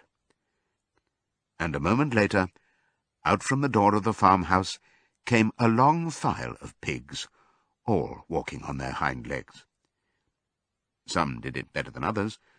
One or two were even a trifle unsteady and looked as though they would have liked the support of a stick, but every one of them made his way right round the yard successfully. And finally there was a tremendous baying of dogs and a shrill crowing from the black cockerel, and out came Napoleon himself, majestically upright, casting haughty glances from side to side, and with his dogs gambolling round him. He carried a whip in his trotter. There was a deadly silence. Amazed, terrified, huddling together, the animals watched the long line of pigs march slowly round the yard. It was as though the world had turned upside down. Then there came a moment when the first shock had worn off, and when, in spite of everything, in spite of the terror of the dogs and of the habit developed through long years of never complaining, never criticizing, no matter what happened, they might have uttered some word of protest. But just at that moment, as though at a signal, all the sheep burst out into a tremendous bleating of, "4 legs good, 2 legs better, 4 legs good, 2 legs better, 4 legs good, 2 legs better." It went on for 5 minutes without stopping, and by the time the sheep had quietened down, the chance to utter any protest had passed, for the pigs had marched back into the farmhouse. Benjamin felt a nose nuzzling at his shoulder. He looked round. It was Clover. Her old eyes looked dimmer than ever. Without saying anything, she tugged gently at his mane and led him round to the end of the big barn, where the 7 commandments were written. For a minute or two they stood gazing at the tarred wall with its white lettering. "My sight is failing," she said finally. "Even when I was young I could not have read what was written there. But it appears to me that that wall looks different. Are the 7 commandments the same as they used to be, Benjamin?" For once Benjamin consented to break his rule, and he read out to her what was written on the wall. There was nothing there now, except a single commandment. It ran, "All animals are equal, but some animals are more equal than others." After that, it did not seem strange when next day the pigs who were supervising the work of the farm all carried whips in their trotters. It did not seem strange to learn that the pigs had bought themselves a wireless set, were arranging to install a telephone, and had taken out subscriptions to John Bull, Titbits, and the Daily Mirror. It did not seem strange when Napoleon was seen strolling in the farmhouse garden with a pipe in his mouth. No, not even when the pigs took Mr. Jones's clothes out of the wardrobes and put them on, Napoleon himself appearing in a black coat, rat-catcher breeches, and leather leggings, while his favourite sow appeared in the watered silk dress which Mrs. Jones had been used to wear on Sundays. A week later, in the afternoon, a number of dog-carts drove up to the farm. A deputation of neighbouring farmers had been invited to make a tour of inspection. They were shown all over the farm, and expressed great admiration for everything they saw, especially the windmill. The animals were weeding the turnip field. They worked diligently, hardly raising their faces from the ground, and not knowing whether to be more frightened of the pigs or of the human visitors. That evening, loud laughter and bursts of singing came from the farmhouse, and suddenly, at the sound of the mingled voices, the animals were stricken with curiosity. What could be happening in there, now that for the first time animals and human beings were meeting on terms of equality? With one accord, they began to creep, as quietly as possible, into the farmhouse garden. At the gate they paused, half frightened to go on, but Clover led the way in.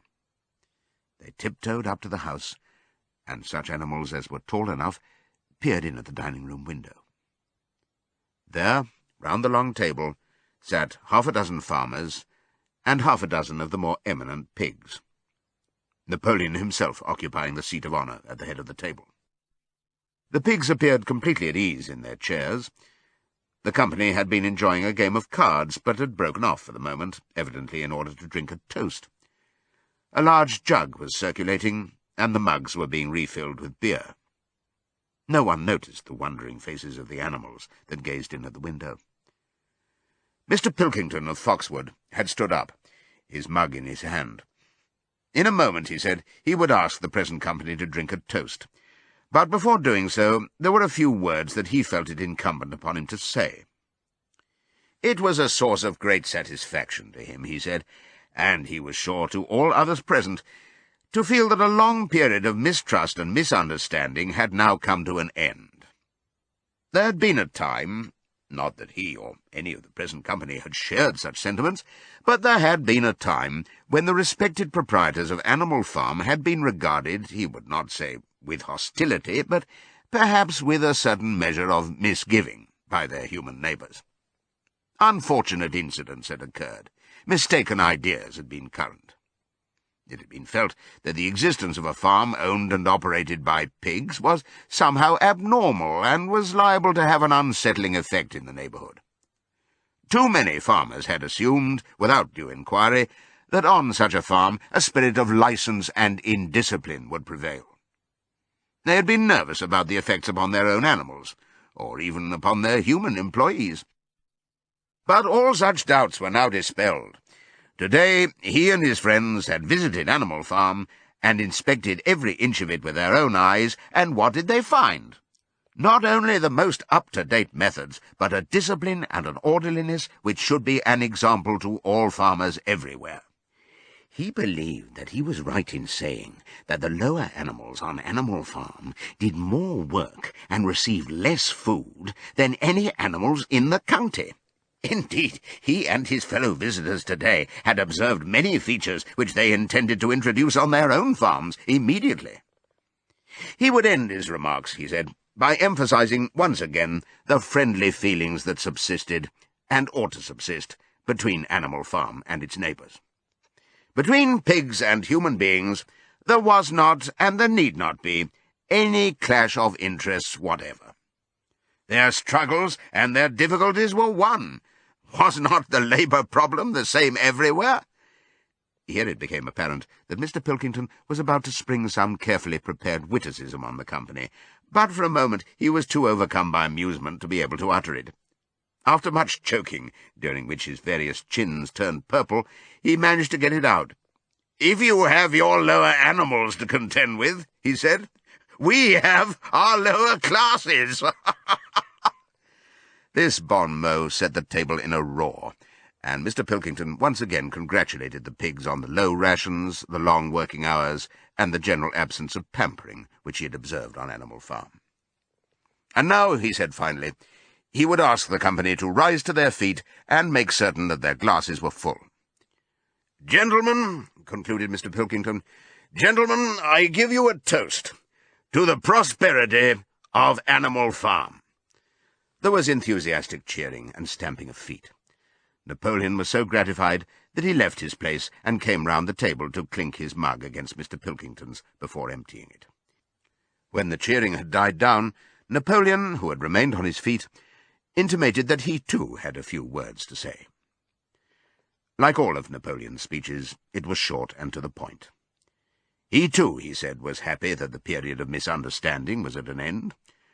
For a long time there had been rumours, circulated, he had reason to think, by some malignant enemy, that there was something subversive and even revolutionary in the outlook of himself and his colleagues. They had been credited with attempting to stir up rebellion among the animals on neighbouring farms. Nothing could be further from the truth. Their sole wish, now and in the past, was to live at peace and in normal business relations with their neighbours. This farm, which he had the honour to control, he added, was a cooperative enterprise. The title deeds, which were in his own possession, were owned by the pigs jointly.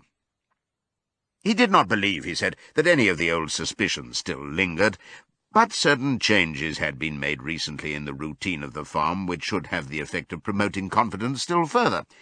Hitherto, the animals on the farm had had a rather foolish custom of addressing one another as comrade. This was to be suppressed. There had also been a very strange custom, whose origin was unknown, of marching every Sunday morning past a boar's skull which was nailed to a post in the garden. This, too, would be suppressed, and the skull had already been buried. His visitors might have observed, too, the green flag which flew from the masthead. If so, they would perhaps have noted that the white hoof and horn with which it had previously been marked had now been removed. It would be a plain green flag from now onwards. He had only one criticism, he said, to make of Mr. Pilkington's excellent and neighbourly speech. Mr. Pilkington had referred throughout to Animal Farm. He could not, of course, know, for he, Napoleon, was only now for the first time announcing it, that the name Animal Farm had been abolished. Henceforward the farm was to be known as the Manor Farm, which, he believed, was its correct and original name. "Gentlemen," concluded Napoleon, "I will give you the same toast as before, but in a different form. Fill your glasses to the brim. Gentlemen, here is my toast to the prosperity of the Manor Farm." There was the same hearty cheering as before, and the mugs were emptied to the dregs. But as the animals outside gazed at the scene, it seemed to them that some strange thing was happening. What was it that had altered in the faces of the pigs? Clover's old dim eyes flitted from one face to another. Some of them had 5 chins, some had 4, some had 3. But what was it that seemed to be melting and changing? Then, the applause having come to an end, the company took up their cards and continued the game that had been interrupted, and the animals crept silently away. But they had not gone 20 yards when they stopped short. An uproar of voices was coming from the farmhouse. They rushed back and looked through the window again. Yes, a violent quarrel was in progress. There were shoutings, bangings on the table, sharp, suspicious glances, furious denials. The source of the trouble appeared to be that Napoleon and Mr. Pilkington had each played an ace of spades simultaneously. 12 voices were shouting in anger, and they were all alike. No question now what had happened to the faces of the pigs. The creatures outside looked from pig to man, and from man to pig, and from pig to man again. But already it was impossible to say which was which.